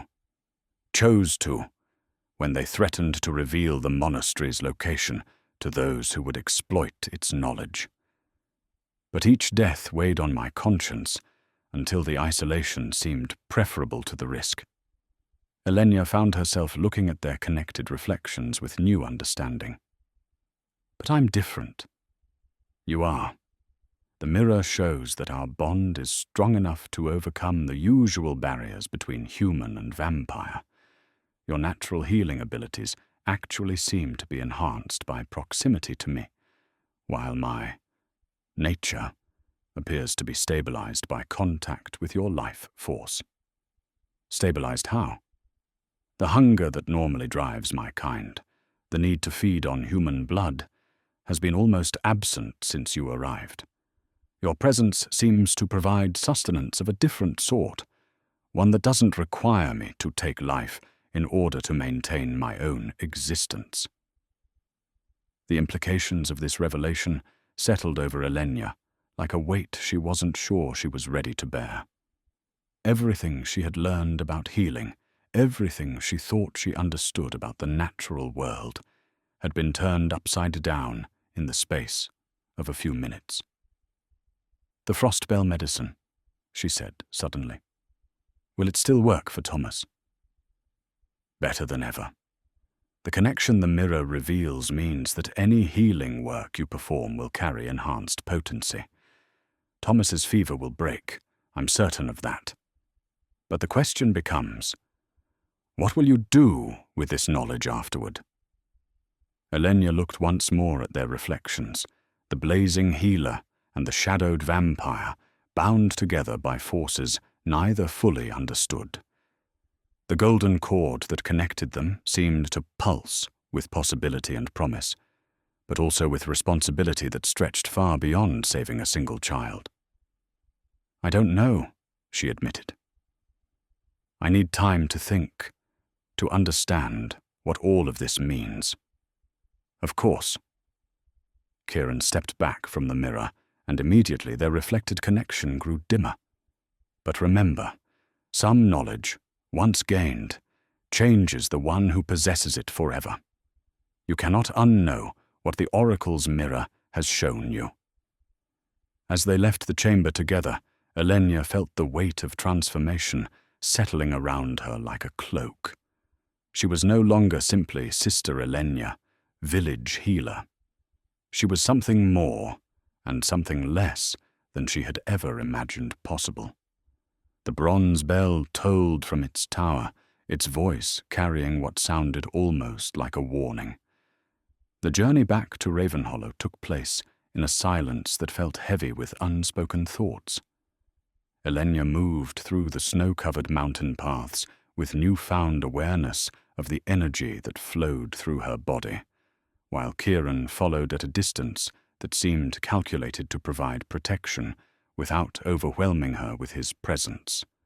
Danthe's revelation of their supernatural connection had changed everything between them, creating a space that felt both more intimate and more uncertain than before. As they descended toward the tree line, Elenya found herself hyper-aware of the frost bell medicine in her satchel. The vial seemed to pulse with its own rhythm now, and she could sense the life force she had invested in its preparation flowing like a river of light between herself and the remedy. The intensity of the sensation was both exhilarating and frightening. She felt more alive than she ever had, but also more vulnerable to forces she was only beginning to understand. "The enhancement will stabilize," Kieran said quietly, apparently reading her discomfort in the way she kept adjusting her satchel's position. "Your natural abilities were always there. Proximity to me simply allows them to manifest more clearly." "Is this how you experience the world all the time?" she asked, pausing to catch her breath and study the way the morning light seemed to reveal energy patterns in everything around them. The trees, the rocks, even the snow itself. "Something similar, though my perceptions lean toward darkness rather than light." Kieran's voice carried the weight of centuries of such enhanced awareness. "You're seeing the life force that flows through all things. I see its absence, its potential for corruption or decay. Complementary perspectives in a way." Elenya nodded, though she wasn't sure she fully understood. The world had become a tapestry of interconnected energies that pulsed and flowed in patterns her ordinary vision had never perceived. Most remarkable was her awareness of Kieran himself. Even when she wasn't looking at him, she could sense his presence like a cool shadow that somehow provided comfort rather than threat. "When we reach the village," she said as they resumed walking, "what will you do?" Wait at the tree line until you're finished with Thomas. If my presence became known, it would complicate things in ways that might interfere with the healing. And after that? Kieran was quiet for several steps before answering. That depends on what you decide about returning to the monastery. I'll need to return, Elenya said, with more certainty than she had expected to feel. There's too much to learn, too much that could help people, for me to simply walk away. Even knowing what I am, what being around me might do to change you further.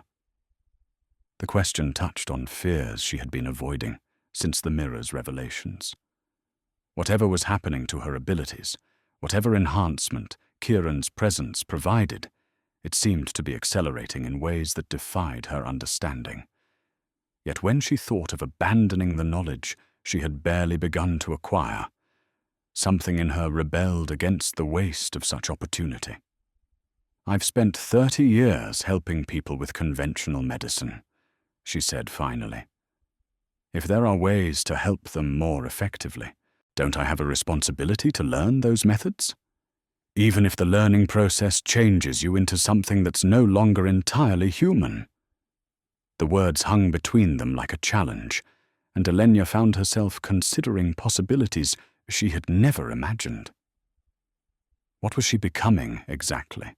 The mirror had shown her blazing with life force that seemed almost divine in its intensity.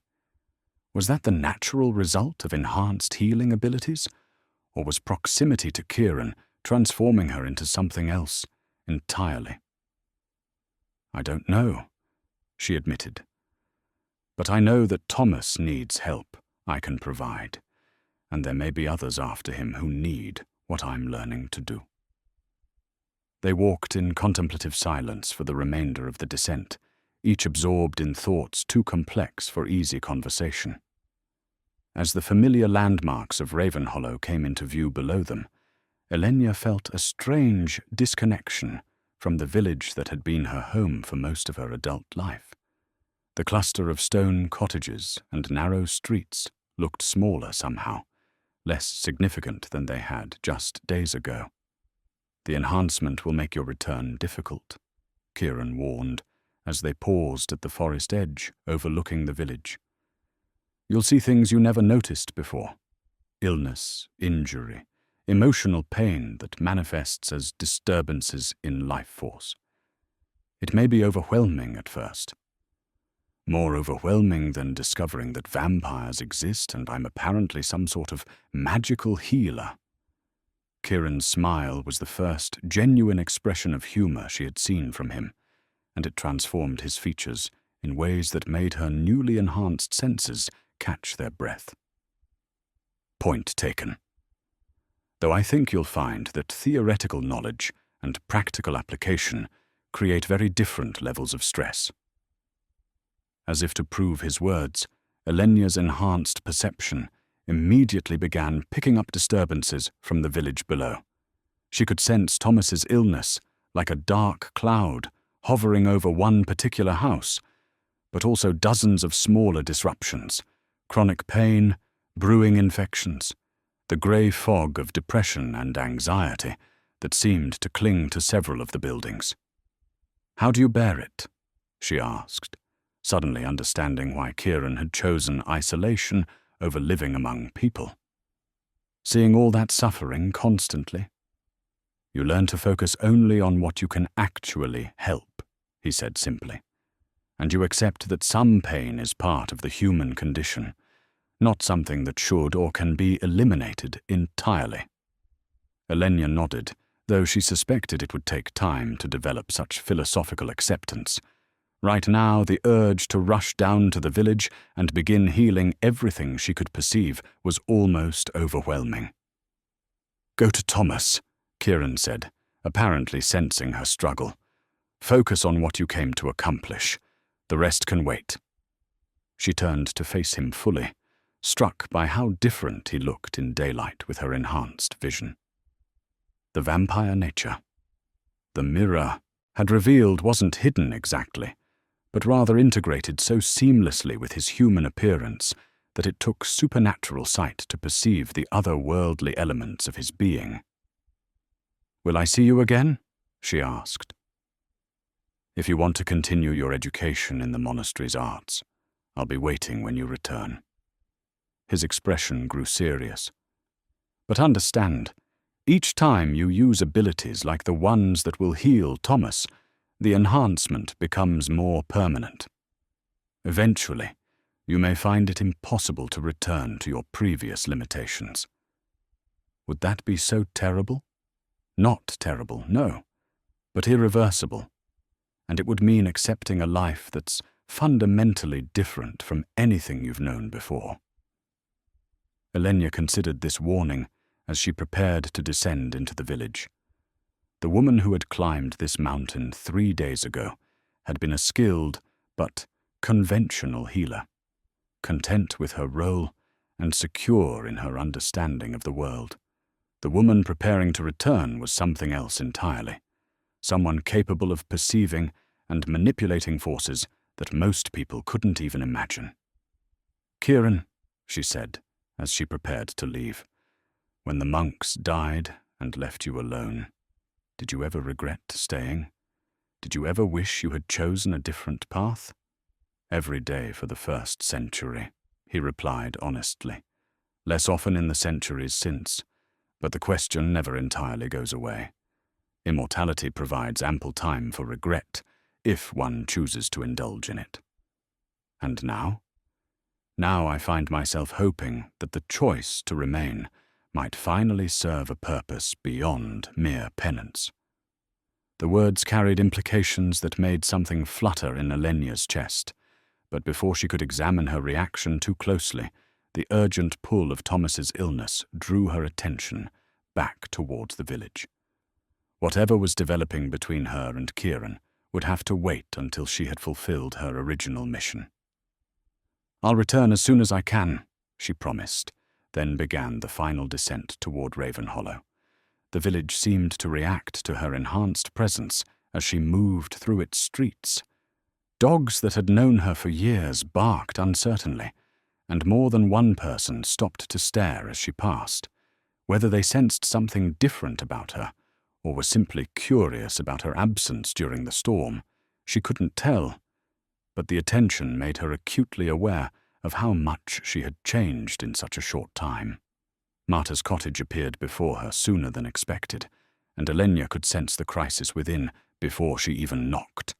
Thomas's life force was guttering like a candle flame in a strong wind, while his mother's desperate anxiety created its own distortion in the home's energy patterns. "Sister Elenya, thank the saints!" Marta threw open the door before Elenya had finished knocking, her face haggard with sleepless worry. "I thought, when you didn't return yesterday, I feared the storm had claimed you." "I found shelter," Elenya said simply, stepping into the overheated cottage where the smell of sickness hung thick in the air. "More importantly, I found what Thomas needs." She moved immediately toward the back room where the boy lay, his small form barely registering under the heavy blankets that failed to stop his violent shivering. The fever had progressed further than she had feared. His life force was so diminished that she wondered if even the enhanced frostbell medicine would be sufficient. "How long has he been like this?" she asked, settling beside the bed and opening her satchel. "Since yesterday afternoon. He stopped responding to anything.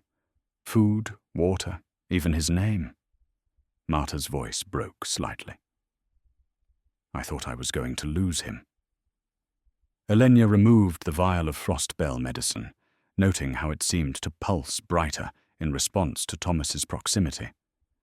The connection she had formed with the remedy during its preparation was complete now, creating a bridge between her enhanced abilities and the boy's desperate need.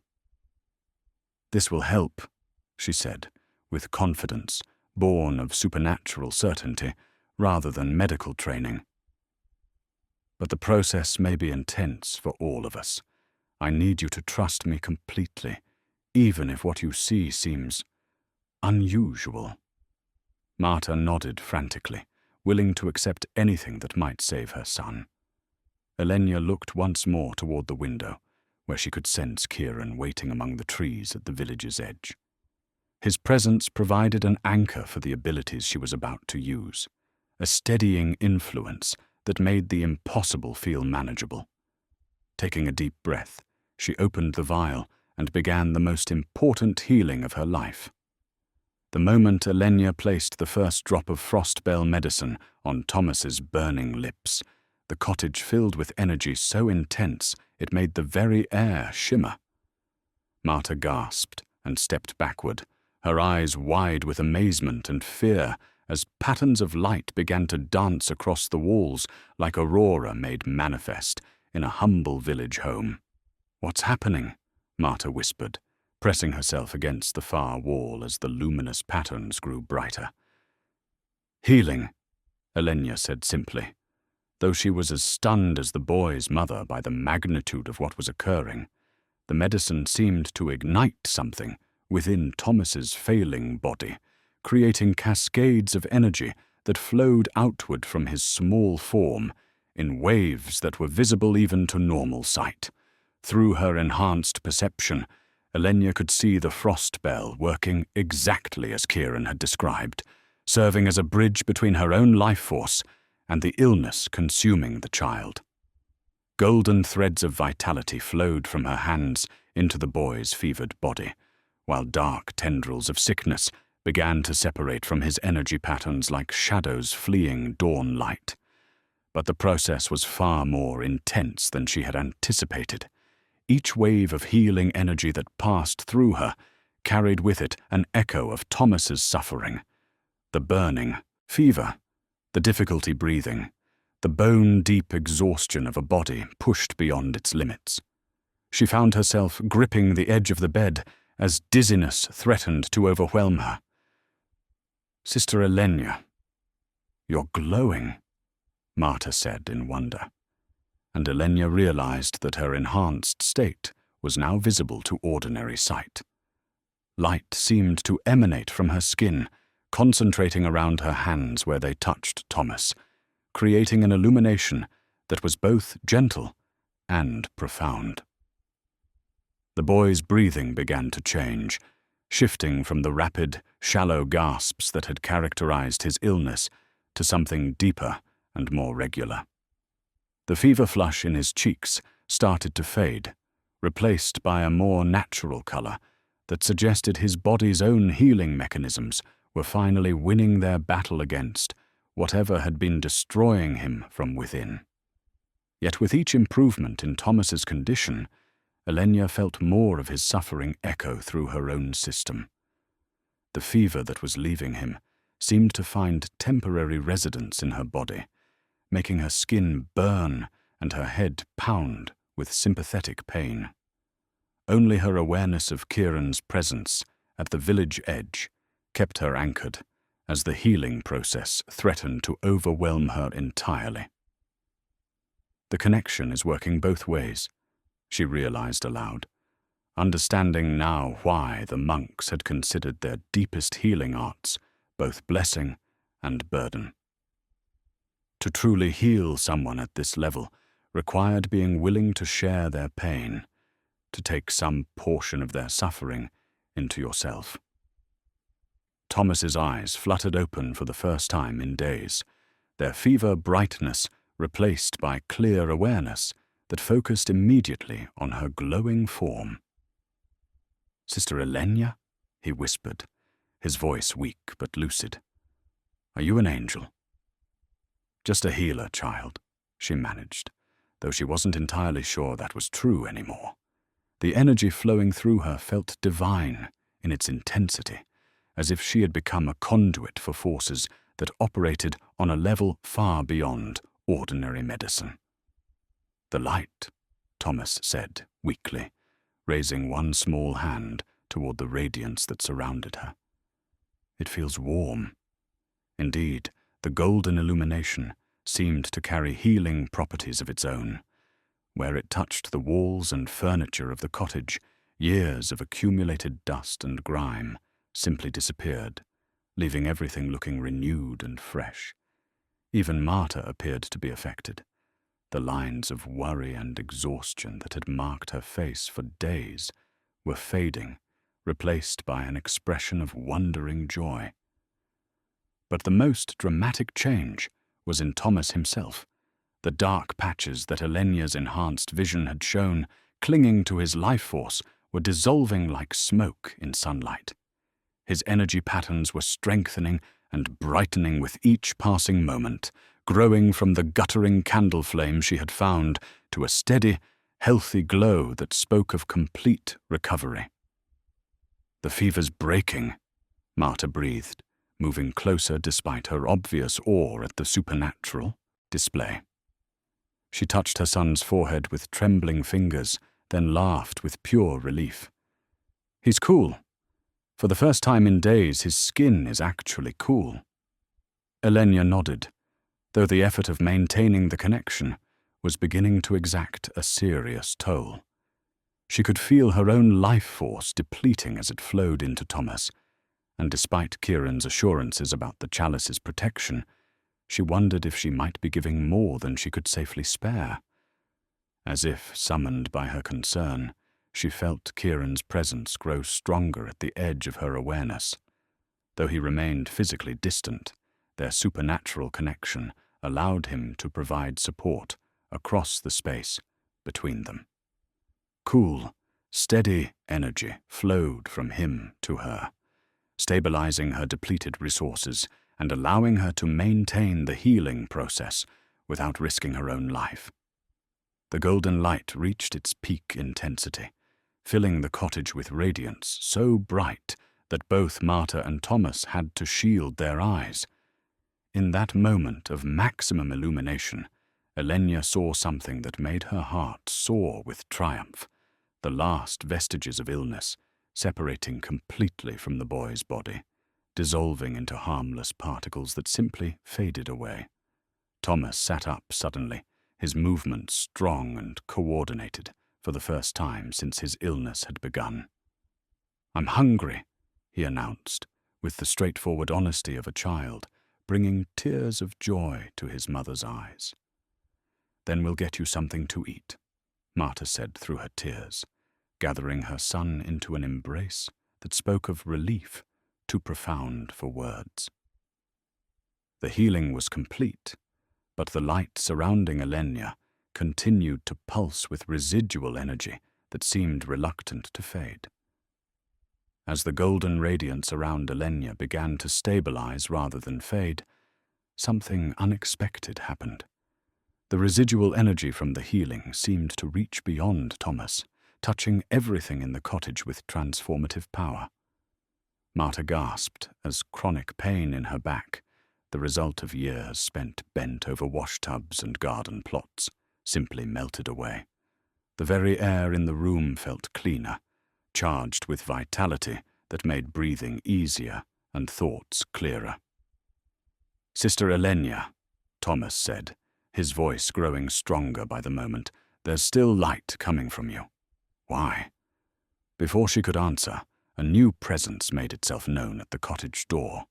Heavy footsteps approached, followed by urgent knocking that spoke of desperation rather than mere social calling. "Sister Elenya," a man's voice called, "please, if you're there, my wife is dying, and the midwife says there's nothing more to be done." Marta moved to open the door, revealing Willem the blacksmith, his usually composed demeanor shattered by fear. Behind him stood several other villagers, drawn perhaps by the strange light that had been visible through the cottage windows, or by some instinct that told them extraordinary healing was taking place. "The light," Willem said, staring at Elenya's still glowing form. "We could see it from across the village.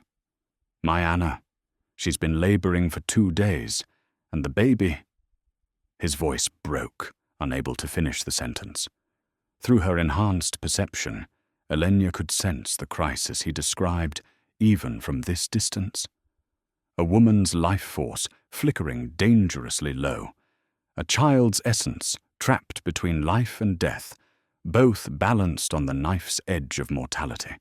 The residual energy still flowing through her body seemed to respond to their need, pulsing brighter, as if eager to be put to use.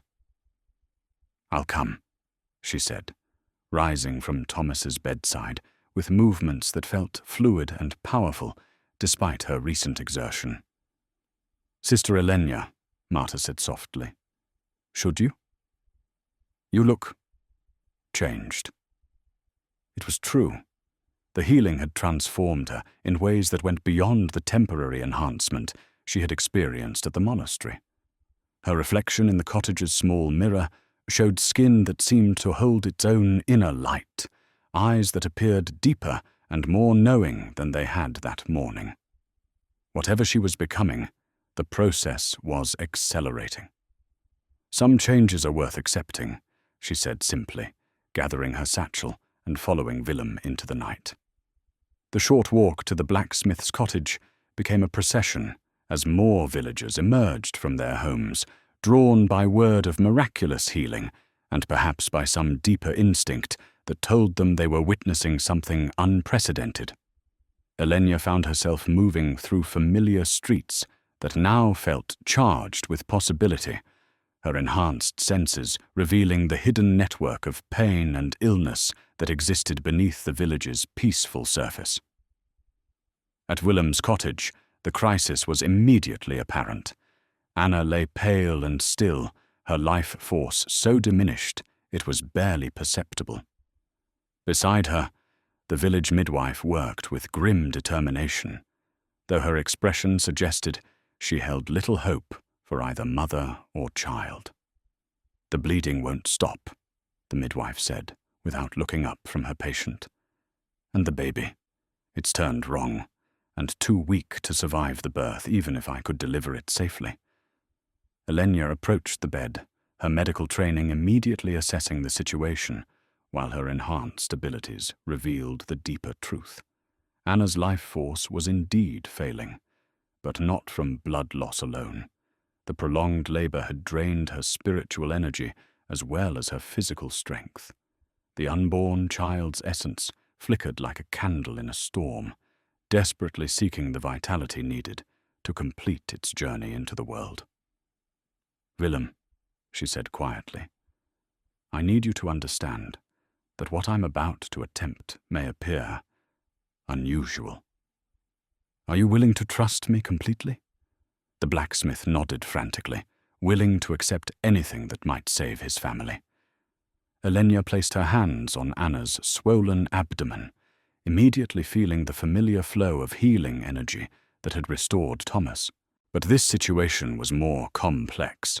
She wasn't simply fighting illness, but trying to provide the life force needed to sustain two people through a natural process that had become dangerous.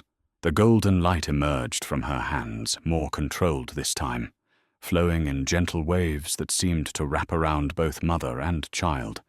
Through her connection with Kieran, still waiting at the village edge, she drew upon reserves of strength that allowed her to share her vitality without depleting herself dangerously. Under her touch, Anna's breathing deepened and her color began to improve. More remarkably, the unborn child seemed to respond to the influx of energy, shifting into the proper position for birth with movements that were clearly visible through the abdominal wall. "It's working," the midwife breathed, her professional composure cracking as she witnessed healing that transcended everything she thought she knew about childbirth. "The baby's turning, and Anna's bleeding is stopping." Within minutes, what had been a life-threatening crisis transformed into a normal, healthy delivery. Anna's eyes opened, bright with renewed strength, and she began the final stage of labor with energy that seemed impossible given her condition moments before.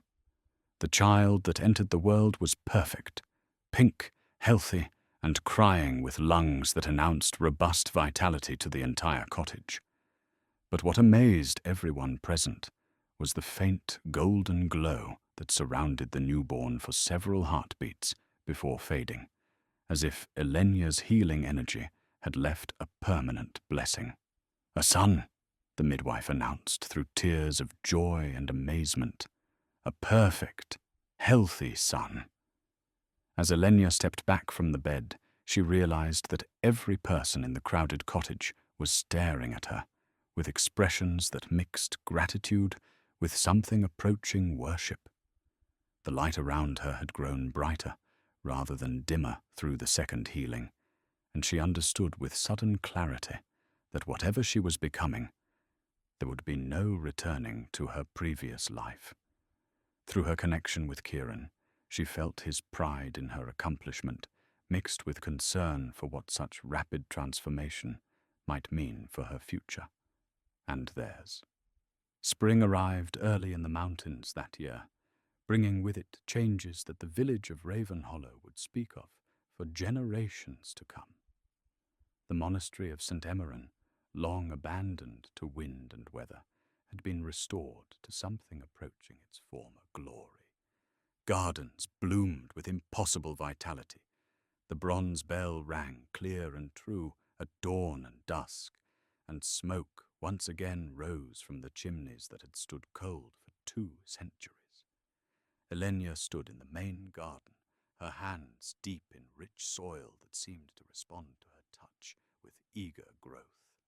The woman who had climbed this mountain 6 months ago in a desperate search for healing herbs would barely recognize the person she had become.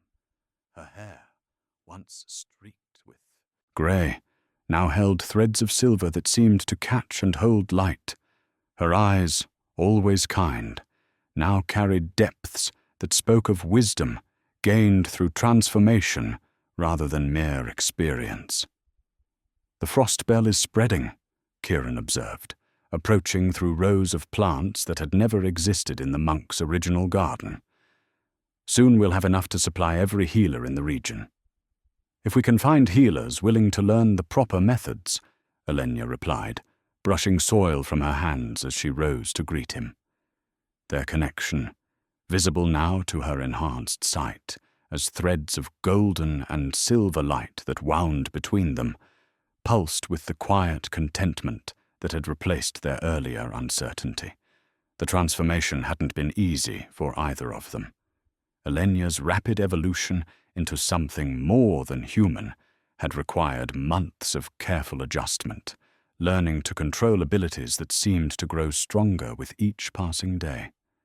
Kieran's adaptation to having a true companion after centuries of solitude had proved equally challenging, though infinitely more rewarding than his long isolation. 3 more requests arrived this morning, he said, gesturing toward a stack of letters that waited on a nearby stone bench. A plague outbreak in the eastern valleys, a mining accident where conventional medicine has failed, and something interesting from the capital. Apparently word of our work has reached the royal physicians. And what do you think of royal attention? That it could be either a blessing or a catastrophe, depending on how carefully we handle it. Kieran's expression grew thoughtful as he considered the implications. Power always attracts those who would exploit it for their own purposes. It was a concern they had discussed many times as their reputation spread beyond the mountain villages. The healing sanctuary they had established drew supplicants from increasing distances, people desperate for help that conventional medicine couldn't provide. Yet with each success, the risk grew that their work would attract unwanted attention from those who saw supernatural healing as either heresy to be eliminated or resource to be controlled. "Perhaps it's time to train others," Elenya suggested, settling beside him on the bench, where they often came to watch the sunset, paint the peaks in shades of gold and crimson. "Share the knowledge more widely, so it doesn't depend entirely on us." "The monks tried that approach," Kieran reminded her. "It took them centuries to find individuals with both the natural ability and the proper temperament. Most people, when offered power over life and death, prove unsuitable for the responsibility. Then we choose carefully. Start small. Test not just ability, but character." Their conversation was interrupted by the approach of a familiar figure. Thomas, now nearly 9, and serving as their unofficial messenger between the monastery and Ravenhollow. The boy had grown tall and strong since his recovery, showing no lasting effects from his brush with death beyond an unusually robust constitution and an uncanny ability to sense when others were ill. "Sister Elenya," he called as he climbed the garden path, his voice carrying the excitement that still marked any interaction with the woman who had saved his life. "Mother says to tell you that Anna's baby took his first steps today, and Willem wants to know if you'll stand as godmother at the baptism." "Of course," Elenya replied, touched as always by the village's continuing acceptance of her transformed state. Rather than fear her obvious otherworldly nature, the people of Ravenhollow had embraced her as something between patron saint and guardian angel, bringing their problems and celebrating their joys with equal enthusiasm. "There's something else," Thomas continued, his expression growing more serious. "Strangers came through the village today. Men in fine clothes, asking questions about the miracle worker of the mountains. Mother thought you should know." Elenya and Kieran exchanged glances that carried the weight of shared concern. They had always known this day would come, when their work would attract attention that might prove dangerous to both them and those they sought to help. "What sort of questions?" Kieran asked quietly. "About where you live, what kind of healing you do, whether the stories about glowing light and impossible cures were true." Thomas's young face showed understanding beyond his years. "The villagers told them nothing useful, but they're staying at the inn and asking everyone who will listen." "Then it's time to make some decisions about the future," Elenya said, rising to pace among the garden beds that had become both sanctuary and symbol of all they had accomplished together. "We could disappear again," Kieran offered, though his tone suggested little enthusiasm for returning to the isolation that had defined so much of his existence. "Find another mountain, another abandoned monastery. And leave behind everyone who depends on what we've built here?" Elenya shook her head firmly. "There has to be another way." As if in response to her words, the bronze bell began to ring in the tower above them, not the regular tolling that marked dawn and dusk, but the complex pattern that the monks had once used to call their community to important gatherings. Neither Elenya nor Kieran had touched the bell mechanism, yet its voice carried clearly across the mountain valleys, speaking of mysteries that still resided within the monastery's ancient stones. "The bell hasn't rung that pattern in 200 years, Kieran said wonderingly. "Perhaps it's trying to tell us something," Elenya replied, studying the tower where bronze gleamed in the setting sun. As darkness settled over the mountains and stars began to appear in the clear spring sky, they stood together in their miraculous garden, facing an uncertain future with the quiet confidence that came from having found purpose worth any risk.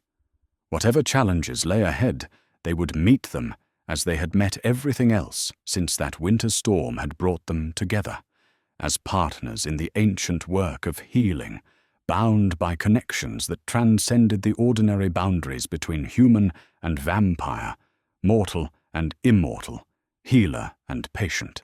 The garden around them pulsed with gentle light as night-blooming flowers opened to release their perfume into the cool air. In the distance, the lights of Ravenhollow twinkled like earthbound stars, a reminder of all the lives they had touched and would continue to touch, whatever the future might bring. The bronze bell tolled one final time, its voice carrying across the valleys like a promise that some sanctuaries would endure, regardless of the storms that might come to test them.